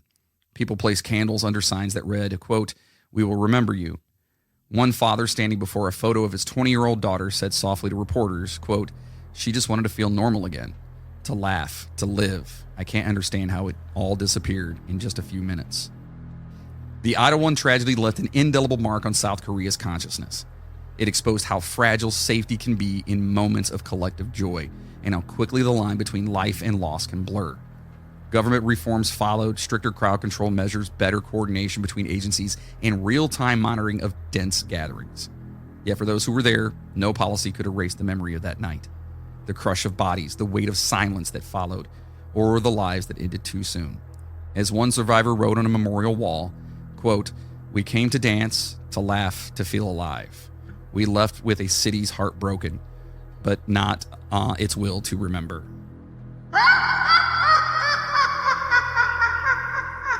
Yeah, dude, thank you. That is insane. Insane. I can't even imagine being around that many fucking people. Like, I don't like people that much. But I mean, like, I'm sure you have. Maybe not in like that. I mean, what did I say? It was 10 feet wide is where they were at? yeah. I mean, yeah, that's a pretty relatively small area. yeah. And it just sounded like everybody was just trying to be a part of the fun. And maybe they were just trying to push through to get to the other side or whatever it was. And it just basically backed up. Definitely it was like, obviously it wasn't, anything that was meant to happen. Like, people were trying to fucking, but like, man, you get that many people in an area like that, and then when people start to freak out, you get people in the middle just like, holy fuck, I need to get out of here. And then it's just like, it just builds and you builds lose your and builds. shit. Yeah. And then next thing you know, you're no longer acting sane. You know what I mean? Because you're freaking out. You're in stress mode and it's fight or flight, and you're trying to fucking do one or the other. Yeah. Ooh, boy. All right, next up here. On Halloween night, October 31st, 1994, a cold rain swept across the fields of northern Indiana. Oh, we're back to Indiana. The hair was heavy, the sky bruised gray. Inside a sleek ATR-72 twin turboprop aircraft cruising at 10,000 feet, 64 people, business travelers, college students, parents, and flight attendants. They were heading home. They were waiting for clearance to descend into Chicago's O'Hare International Airport. They never made it. What began as a routine commuter flight would end as one of the most haunting aviation tragedies in the Midwest. A catastrophe that changed how the industry understood ice, altitude, and safety. American Eagle Flight 4184 took off from Indianapolis International Airport just before 2 p.m., bound for Chicago, a short 30-minute hop. The aircraft, operated by Simmons Airlines for American Eagle, was a twin-engine ATR-72, like I mentioned before, a reliable turboprop favored for short regional routes. So it's a little hopper plane. Okay? Yeah. Captain Orlando Aguilar and First Officer Jeffrey Gagliano were experienced pilots, and the weather seemed challenging but manageable. Light freezing rain had been reported near Chicago, and the aircraft's de-icing system was activated. Standard protocol for autumn flights through cold layers. But by mid-afternoon, O'Hare was backed up. Flight 4184 was ordered to hold, circling in a holding pattern at 10,000 feet, waiting for clearance to land. For nearly 40 minutes, the aircraft traced the same oval above the flat farmland near Roseland, Indiana.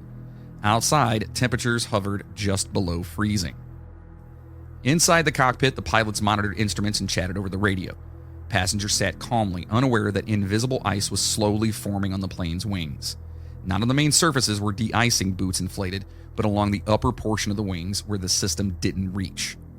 The subtle buildup changed the wing's shape, robbing it of lift.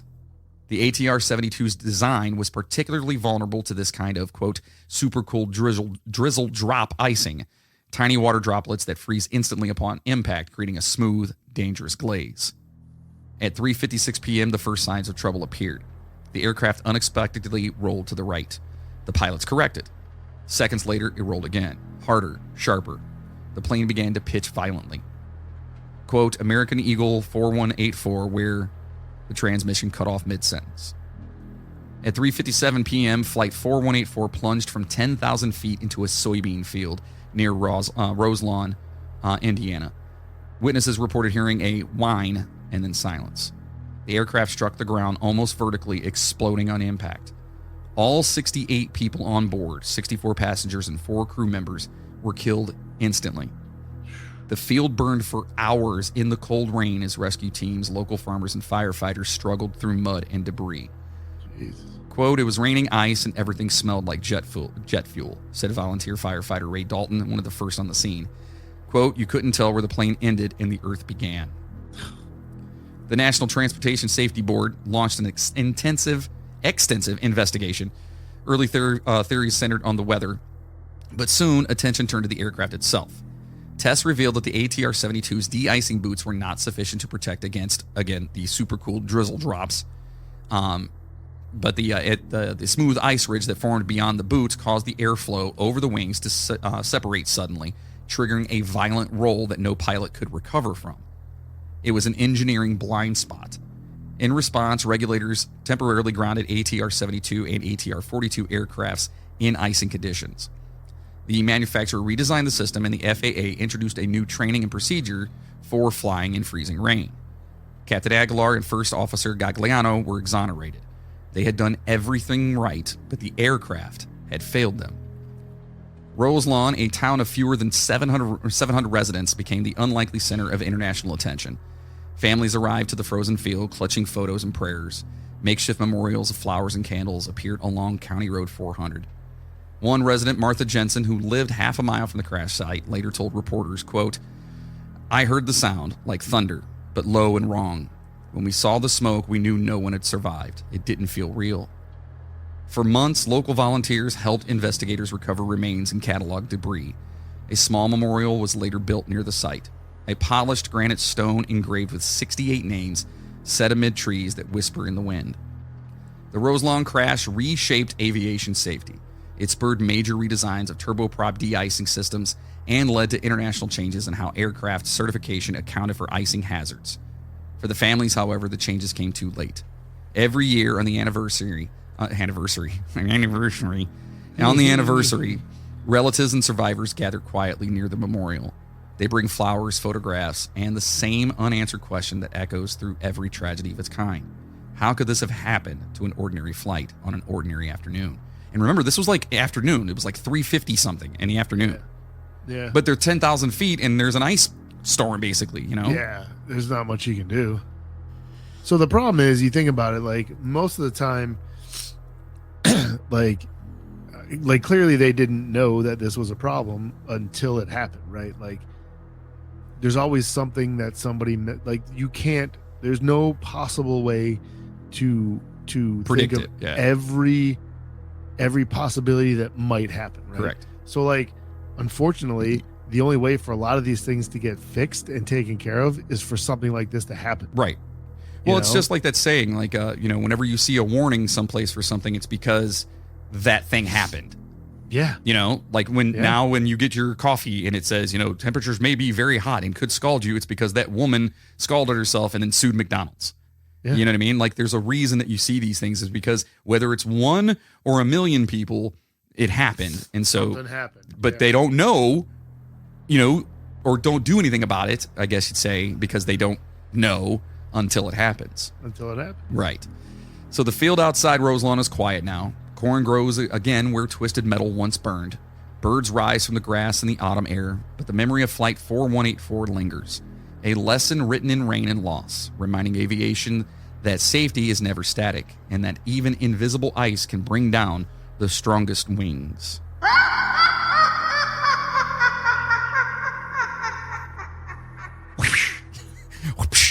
So we're going to change things up just a little bit here, because holy shit, is that some heavy stuff. Oh boy. All right, let's talk about 1938. We're going way back on this one, all right? All right.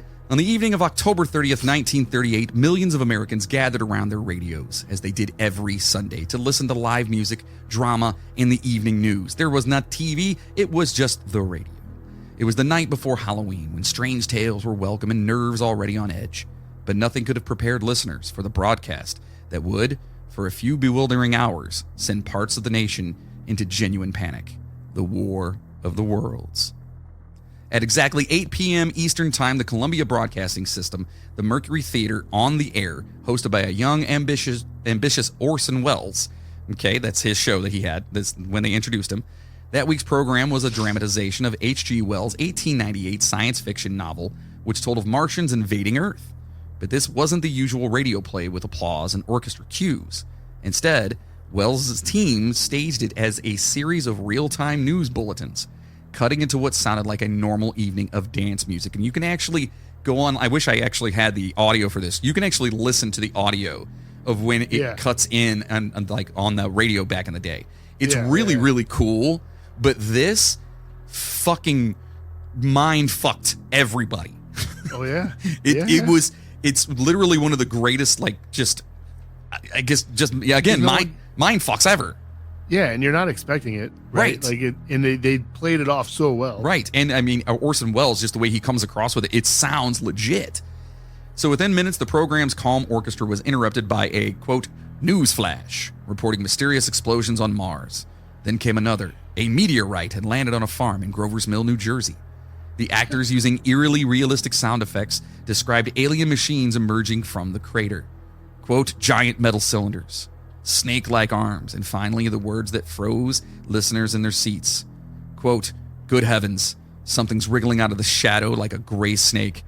Now here's a jet of flame springing from that mirror. It's a heat ray. It's burning people alive. And people lost their shit. Yeah. What Wells didn't realize, at least not right away, was that many people missed the program's opening disclaimer, tuning in late after listening to a popular show on NBC. To them, the news bulletin sounded horrifyingly real. In New Jersey, listeners jammed police switchboards, convinced their town was under attack. In New York City, hundreds reportedly fled their apartments, choking streets and bridges. A woman burst into a Newark church screaming, quote, New York has been destroyed. You've got to pray. In rural areas, families loaded their cars and sped into the night seeking safety in the hills. Now remember, they're just hearing this on the radio. They're not seeing anything. No. Yeah. It's fucking amazing. Others barricaded themselves in basements with shotguns, fearing gas attacks. Telephone operators struggled to keep up with the surging calls, some begging the military for help, others asking where to evacuate.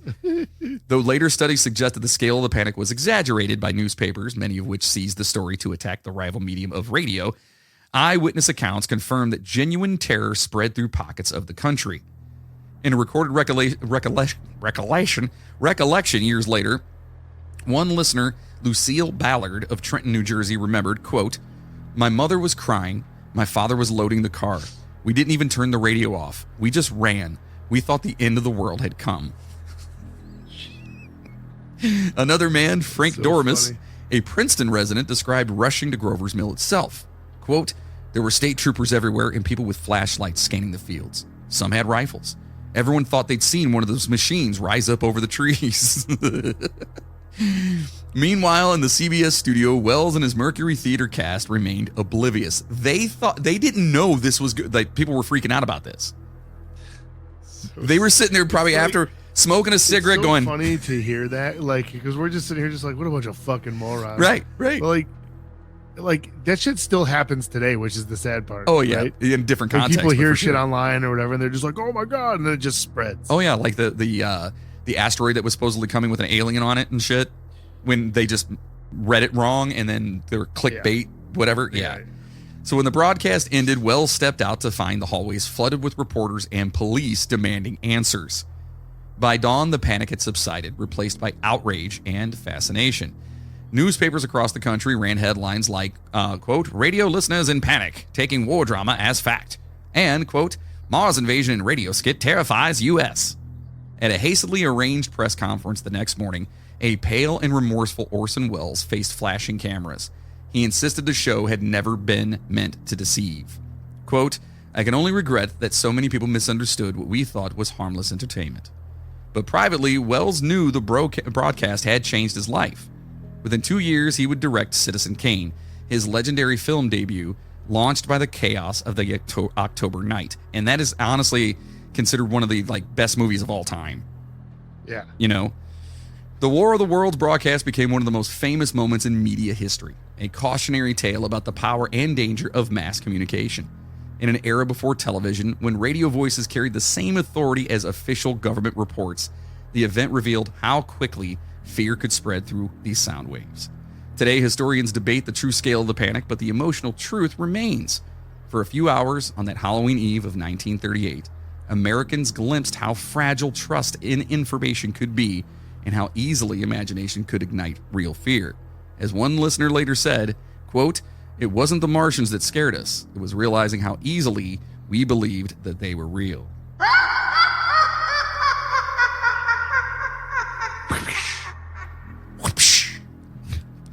That's crazy, dude. I mean, if you think about that. I didn't realize that was around this time of year either. Yeah. It makes sense, though, right? Yeah, it makes sense. They wanted to do a spooky story and, scared listeners or whatever, kind of like what we're doing right now. Yeah. Except our listeners aren't stupid.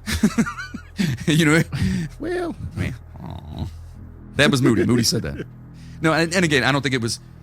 First of all, this is back in an era when the president used to go on the radio and literally have just talk to the American people. That's how people got their information, either that or newspapers. But like that was the way, like people would sit around at night, the family would sit around and they would listen to stories. They would listen to music. They would listen to, all these different things. And so that's I can understand how it could happen, to be honest, especially in that day and age, And like you said, misinformation still happens today and people still fall for that shit. All right, moving on here. We have the Halloween death house myths. Myths. Every Halloween, amid the pumpkins, candy, and plastic skeletons, an old story creeps back into the public imagination. A story whispered in high school hallways, shared around campfires, and repeated on late-night radio shows. They call it the Halloween death house. It's not one house exactly, but a patchwork of stories. Urban legends stitched together over decades, each claiming to be true somewhere nearby. Every town seems to have one, a house where something terrible happened on Halloween night. Some say it's haunted by the spirits of murdered children. Others claim it's the site of a gruesome party prank gone wrong. And though the details change, the chill remains the same. Now, I have to say this just to kind of, for all full disclosure, as I was doing these, I was looking up things like that happened, like tragedies on Halloween. Yeah. There was a story about a frat house where 11 girls were murdered on Halloween night. Right? And it's on a bunch of different websites, except the further I dug, it's not real. Right. It's it's fake as shit. Like it's exactly what we were just talking about. That's what I'm saying. And it's funny that, again, there's a house nearby, or that house over there down the street, Yeah. So everybody had one of those houses around. Absolutely. My house is probably that house here. The myth first appeared in the mid-20th century during an era when Halloween itself was transforming from a night of neighborhood mischief into the modern celebration of costumes and candy. Newspapers of the 1950s and 60s occasionally carried stories of Halloween tragedies, fires at costume parties, fatal pranks, poison treats, again, all fake. Over time, treats.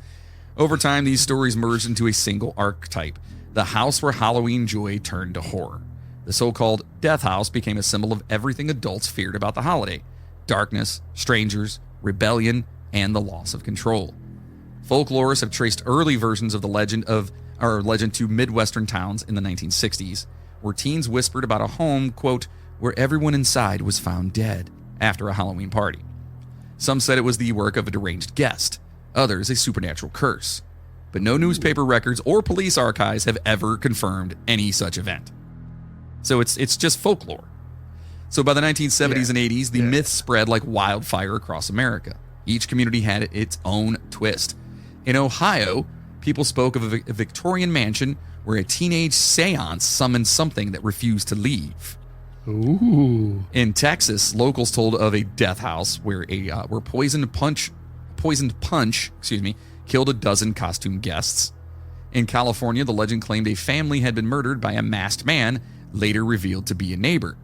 None of these accounts have ever appeared in official records. Yet every version insisted it had, really happened last year in the town over. It was a classic friend of a friend tale, told with just enough detail to feel plausible and just enough vagueness to remain untraceable.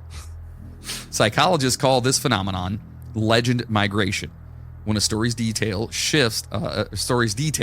and it shifts as it travels. So, the details are shifting as it travels.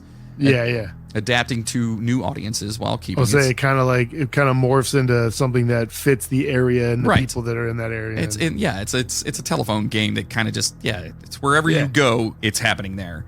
Yeah. And of course, while keeping its emotional punch intact.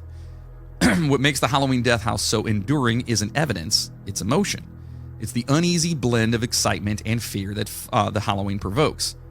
The feeling that just for one night, the veil between the living and the dead thins out.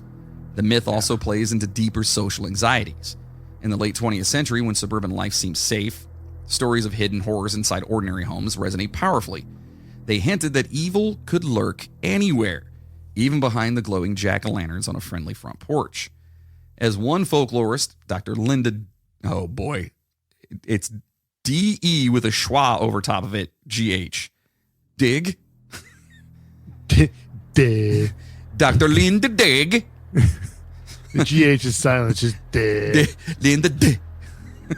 Well, she famously wrote in 1983, quote, "Legends persist not because they are true, but because they express what fear might be true." Okay, and it makes sense. Though the myth itself is fiction, real tragedies have sometimes fed it. In 1955, a deadly fire at a Halloween costume party in Fresno. Oh, here's the one I was talking about. So it's in Fresno, right? In 1955, a deadly fire at a Halloween costume party in Fresno killed 11 people. A story later absorbed into some versions of the Death House legend. That is not true. That is the one of the ones that started it off. Okay. So that entire thing in Fresno with like 11 people dying didn't happen. In other cases, abandoned or condemned houses used for Halloween attractions were later linked falsely to past murders or cursed events. Oh, yeah. Oh, that house is abandoned. Yeah, I heard there was like 27 people that died in there, Yeah, I actually knew the guy's mom that knew. Yeah. By the 1990s, Death House legends had become a staple of ghost tours and television specials. Even today, internet forums trade stories of supposed haunted homes tied to Halloween deaths, often accompanied by grainy photos or fabricated news clippings. Ultimately, the Halloween Death House is less about any specific event and more about the thrill of transgression. It's the story we tell when the air turns cold, the lights dim, and the boundaries between fear and fun blur. The legend invites us to imagine the worst, to flirt with the idea that something unspeakable might be waiting behind that creaking door. It's the essence of Halloween distilled into one haunting image, a house where laughter turned to screams and no one knows why. And every October, as porch lights flicker and costumed children wander the streets, someone somewhere will point to an old house and whisper, "That's the one. That's the Death House." Yeah, dude. Because deep down, we don't just want to be scared. We want to believe that, just maybe, that story might be true.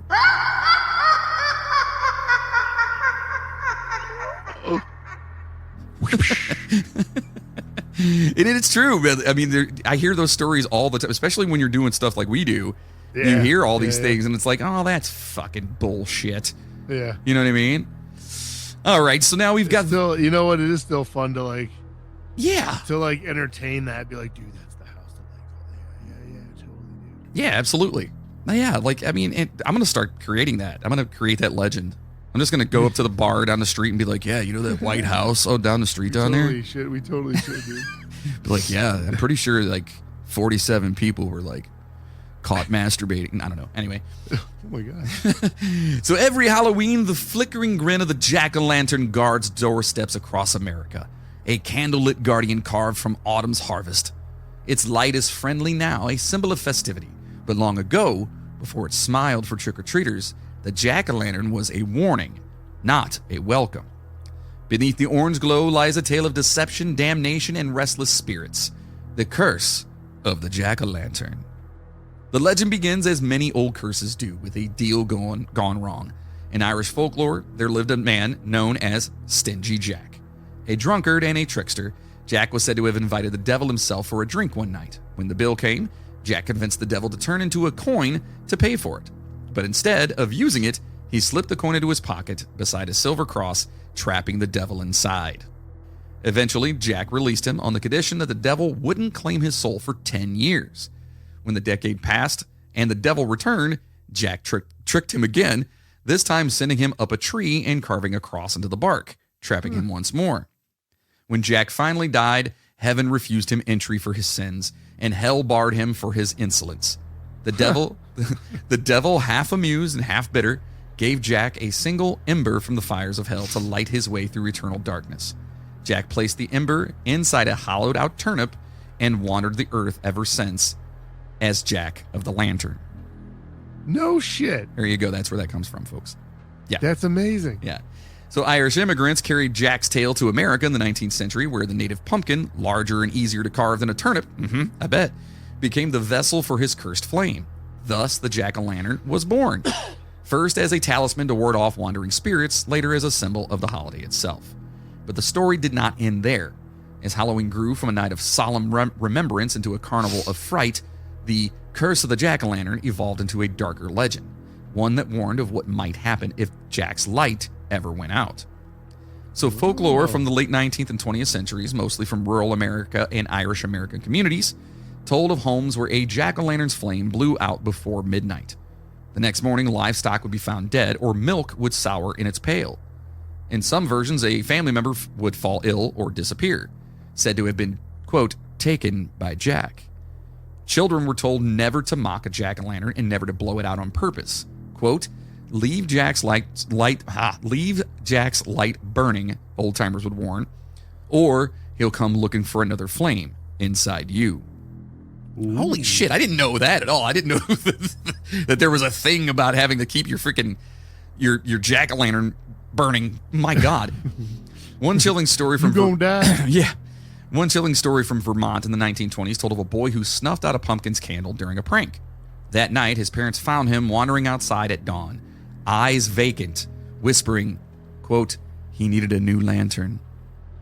No record of the boy's name survives, but the tale spread through farming towns, retold by lantern light every October. So it took his eyes because he blew out the fucking thing. Wow. Yeah. By the mid-20th century, the curse had morphed again. Urban legends claim that cursed pumpkins, ones carved with certain faces or lit with a stolen candle, could bring bad luck or invite ghosts. A story from Ohio in the 1960s told of a teenage girl who carved a jack-o'-lantern with her late father's initials. That night, the candle inside refused to go out, no matter how she tried. The next morning, the pumpkin had blackened and caved inward, leaving the initials burned into her windowsill.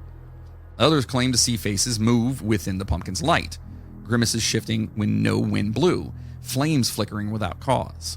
A New England folklore archivist once called the jack-o'-lantern, quote, the only smiling face that watches back.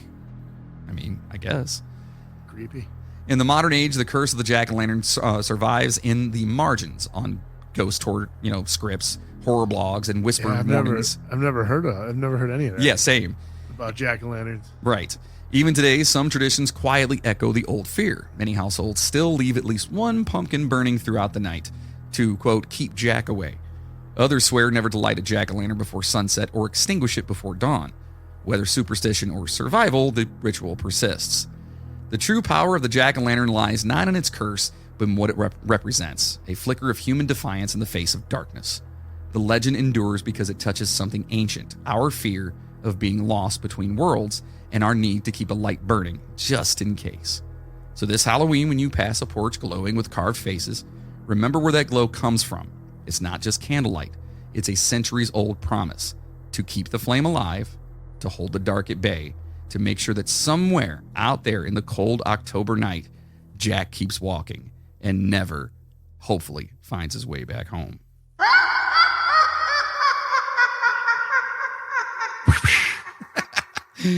All right, then one last. Dude, that's cool, man. It's cool as shit, right? I never knew that. Like, yeah. You hear, you say jack-o'-lantern all the time, right? And you know what a jack-o'-lantern, but right. Never heard any of that before about like where it came from or any of that. Right, absolutely. That's a cool story. It's pretty wild. So now, but how, man, they used to fuck kids up back in the day, didn't they? I know, right, dude? I am so surprised that kids are not more fucked up than they are. You need to start going. We need to start doing that shit again. Yeah, we should, because then that'd help. They behaved better then. Fuck yeah. Yeah. So I thought they were gonna get eaten or something. Right. So Halloween is meant to be a night of masks and make-believe, a celebration of shadows where fear is safely contained behind rubber fangs and flickering candles. But every so often, the darkness slips its disguise. Over the decades, a strange and unsettling pattern of real deaths has emerged on October 31st. Accidents, murders, and we've talked about a few of them, and freak occurrences that seem to echo the holiday's grim imagination. They are the stories that blur the line between coincidence and curse, between the night of pretending to die and the night when some actually do.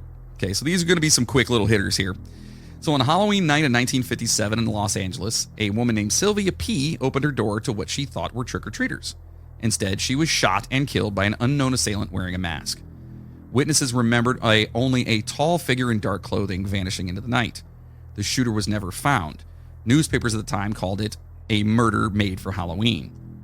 Just over a decade later in Marietta, Ohio, a 14-year-old boy was electrocuted while adjusting his Halloween decorations.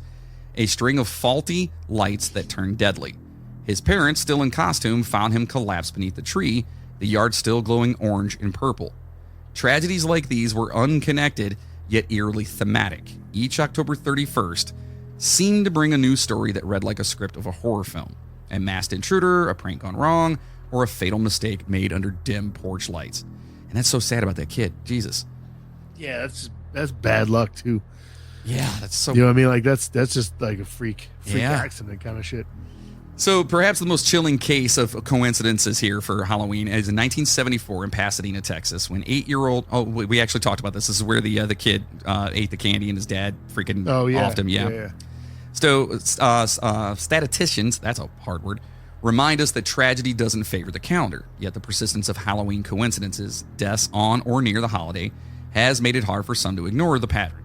Okay, like we said, 1977 in Napa, murders. 1998, a California teenager was shot after his Halloween prank, pretending to be a ghost, went fatally wrong. In 2005, a man decorating his house in Frederica, Delaware, was mistaken for part of the display after collapsing from a heart attack. Dude, I heard about that. Yeah. His body hung from a tree for hours before anyone realized it wasn't a prop. There was another one, and I've read about it a couple of times. Dude was like on his balcony. He died. He like had a heart attack or some shit sitting on his balcony. And it was around this time, and everyone thought it was just a Halloween decoration. He sat there for like 3 days before someone was like, Yeah, it's pretty fucked up.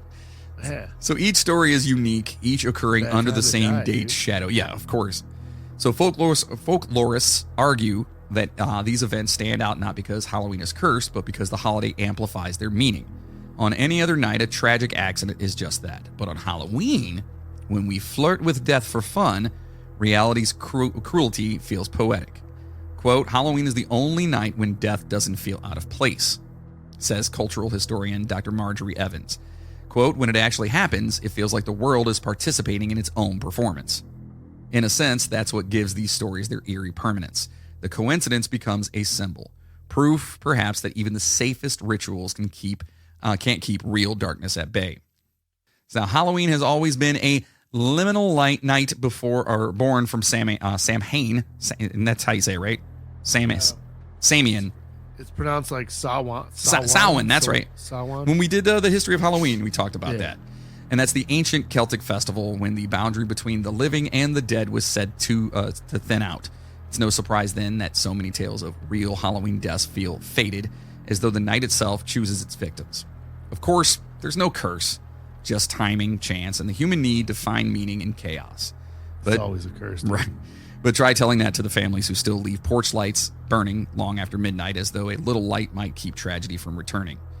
Because on Halloween, the veil feels thinner, the air colder, the coincidence is harder to miss. And when the news headlines once again report, quote, a Halloween night death, the thought always returns. Maybe, just maybe, the spirits still keep count.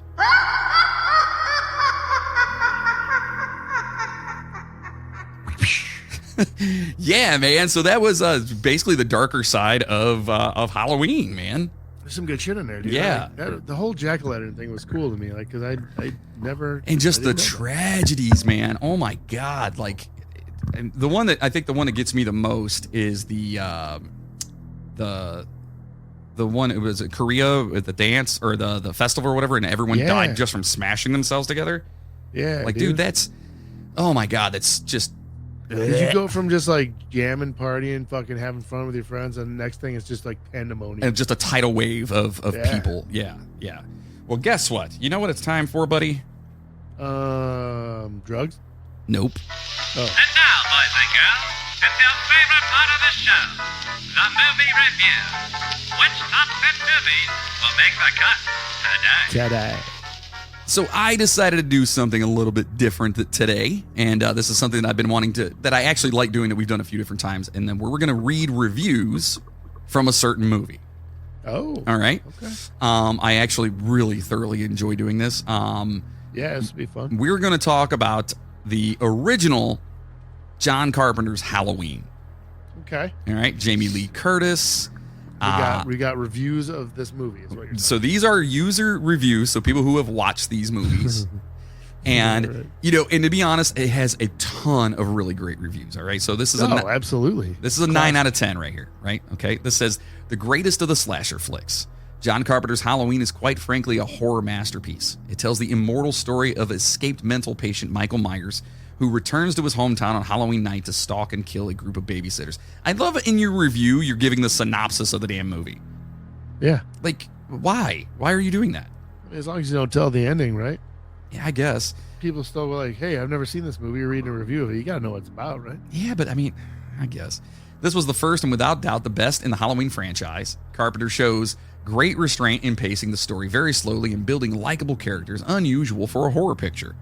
Even more unusual is the non-existence of blood and gore, and yet it remains the scariest Halloween to date. Halloween marked the film debut of Jamie Lee Curtis and a defining point in the late, great Donald Pleasence's career, a true classic. Yeah. All right, so that was a 9 out of 10. I feel like that probably should have been a 10 out of 10, but whatever. Yeah. There's no blood and gore. It's only a 9. Right. So this one is a 7 out of 10. Okay. Okay. Still above average. Right. The original is still the best. The original Halloween from 1978 is the best one for me. It more or less does what the new ones do. The masked Michael Myers chases his victims, however, it's just different here. I just have a soft spot for old horror movies and older movies in general. From a horror perspective, no one is likely to be scared with this film today, which is true, because my daughter was not at all. Although I did get scared once here. What I did like about the film, though, was... Wait, what I did like about... You were just saying how much you liked the film, and now you're saying what I did like about the film. What I did like about the was the overall atmosphere. The opening scene was very well done, in my opinion, and the film caught my attention right away. Add that to the intro with the excellent music that plays several times here. I would more or less describe it in simplicity as beauty. No master plot, just a 70s horror chase. I do see kind of a charm in it, though, and and I liked it.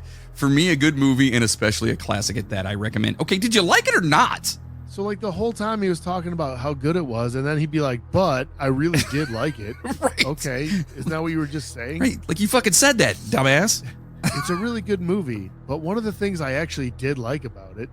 What the fuck are you talking? It doesn't make any sense, dude. Oh, my God, dude. So, here's one. It's a 6 out of 10. It says, despite having some great moments, Halloween as a movie is overrated. Okay. So, he's calling Halloween overrated. Okay. He wrote 1, 2, 3, 4. He or she, sorry. 1, 2, 3, 4, 5, 6, 7, 8, 9 paragraphs about how it's overrated. I am not going to do that to us. That seems excessive. It seems excessive. Seems like an asshole that just had too much time on his hand. This one here, 6 out of 10. All right. A classic worth the watch, but it shows its age. The pros. Halloween is a classic horror movie for a reason. Its iconic theme is at once haunting and heightens the tension, while providing an oral cue for the villain. Oh, this person must be a writer.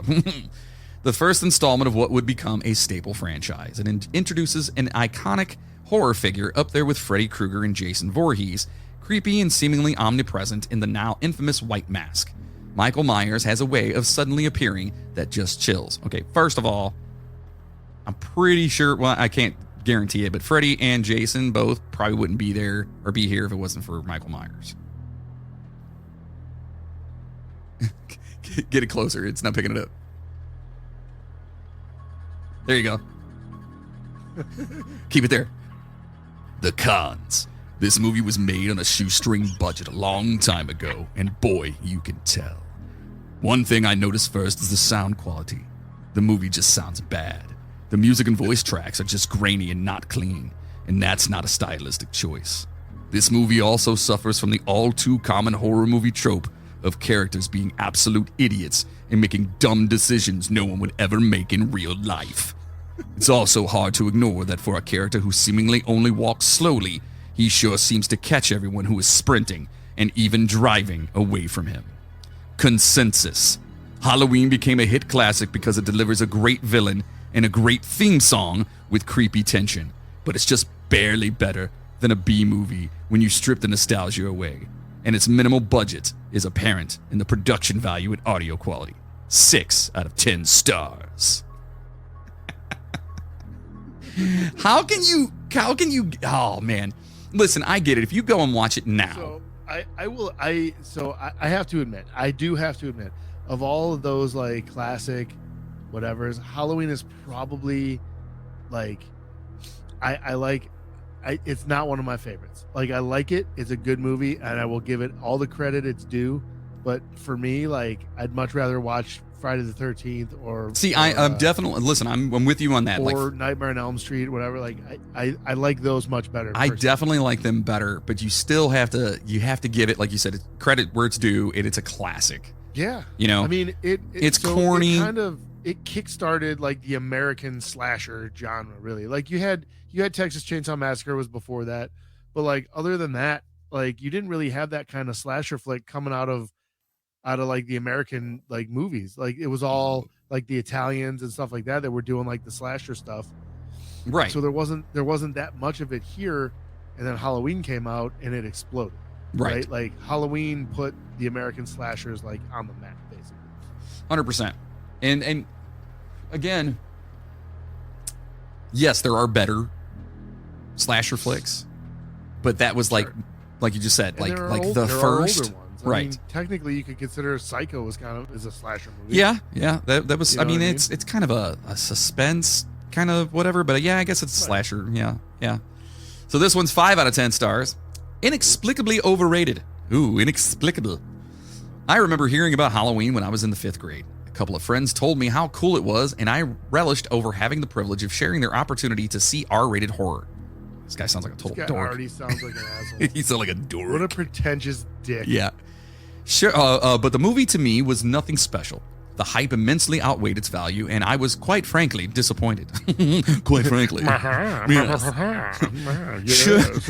Wait, I got to bring back the pretentious guy. Sure, there are some chilling moments and usage of slow motion and antics with camera angles, but the final result was pretty stupid.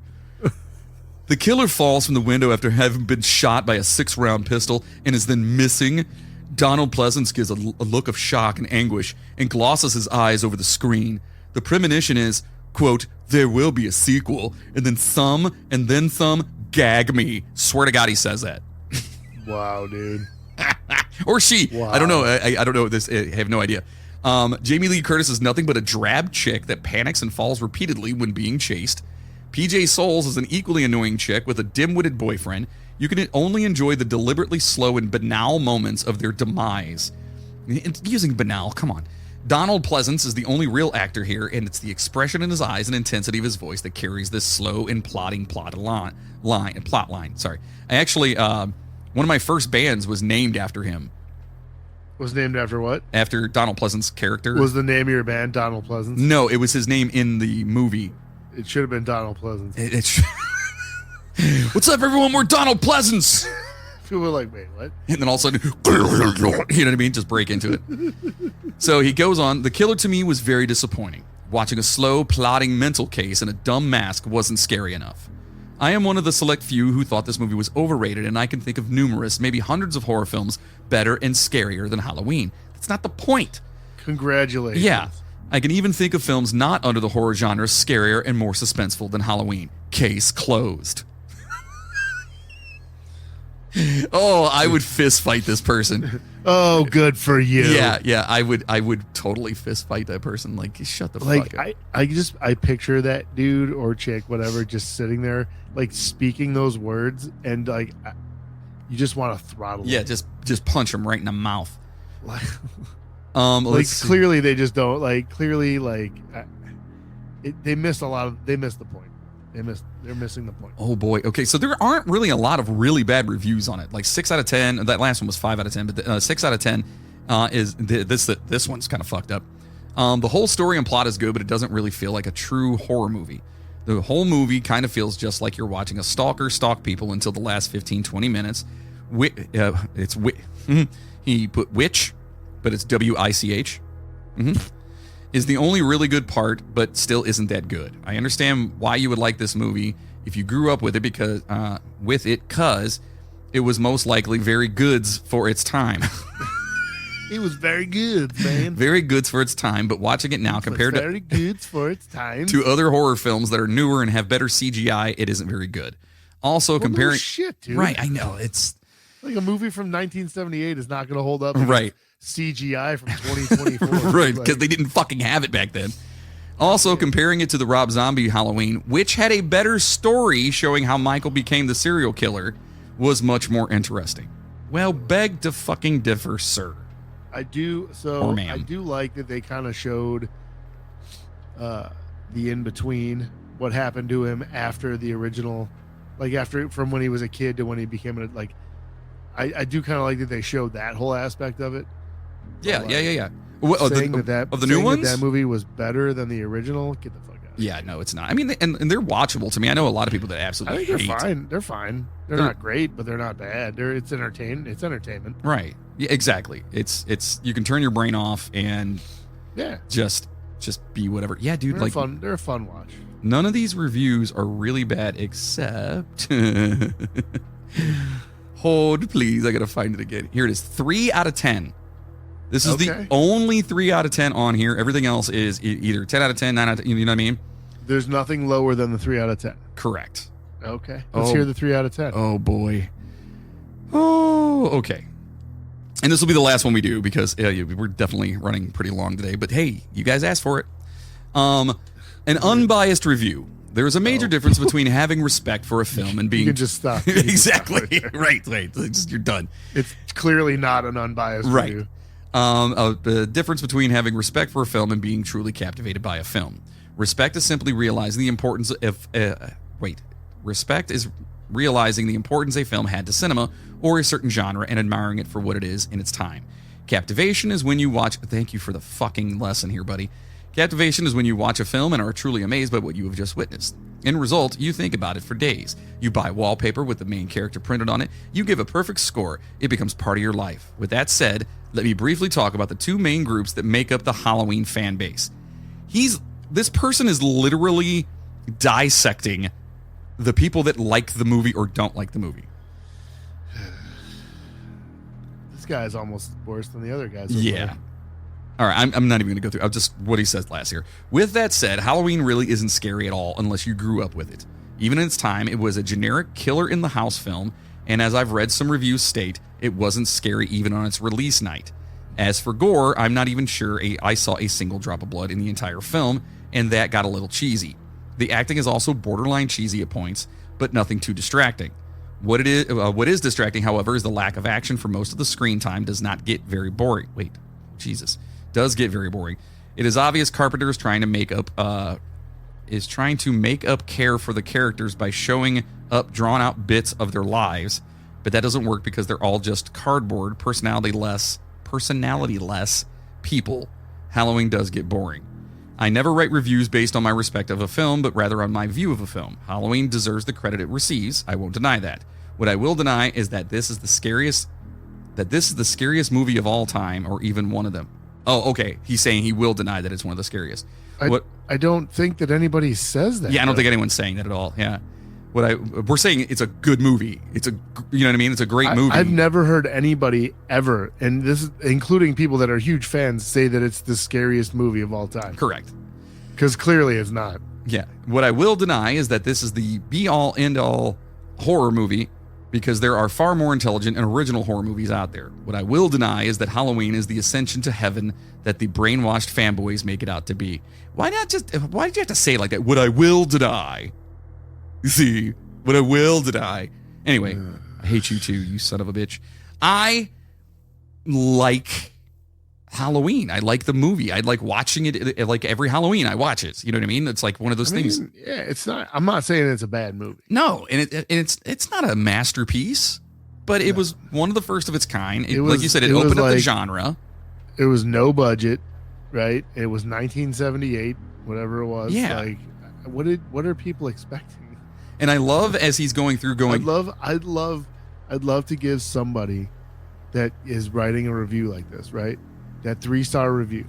Give that dude the same budget to go make a good horror movie. Right, and absolutely. See what the fuck they come up with. Right.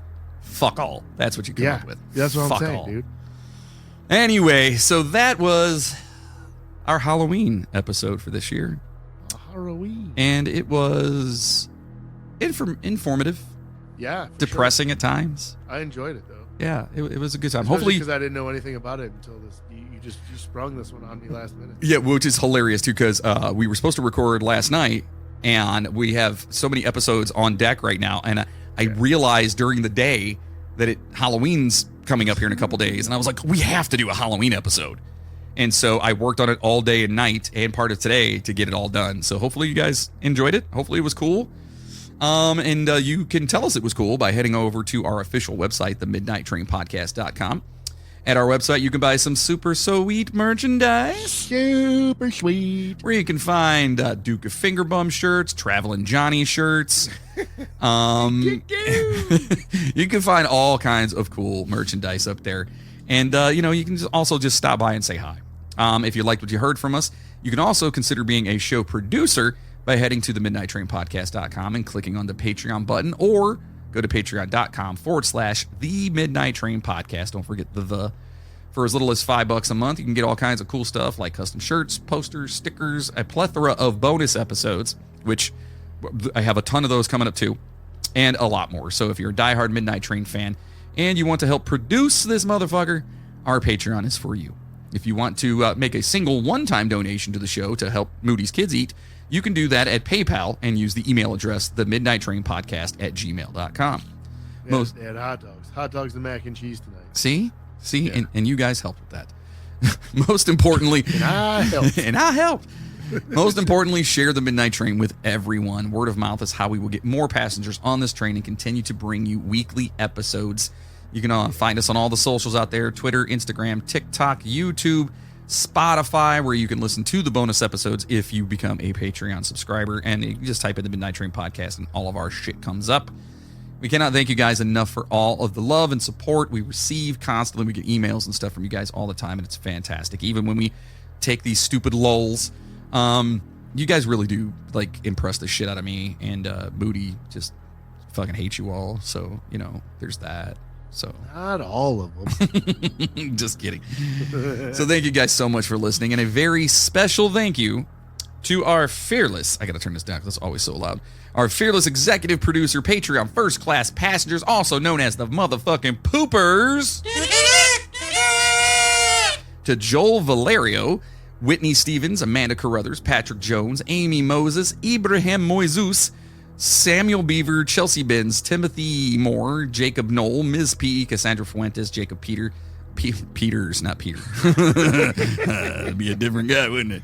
Stoner Babe 69, Tim Karras, Zoe Miller, Tracy Valancourt, Edgar Rodriguez, Jenny Wynn, Riley with no last name, Chris Connors, Amanda C, George DeJesus, Megan McTerry, Amanda Denz, Chris Lucas, Joseph Aramo, Nathan Diekman, Caitlin McKinney, Maggie Brothers, Rick Resler, Miles Campbell, Brian Gunzelman, Pumpkin Escobar, Mac Doherty, Janet Sherrill, Chad Flint, Chris McLeod, Justin Kowalczyk, Christina Skelton from the Sister Skelton Podcast, we miss you, to Maria Gibbs, to Chainsaw. What the fuck?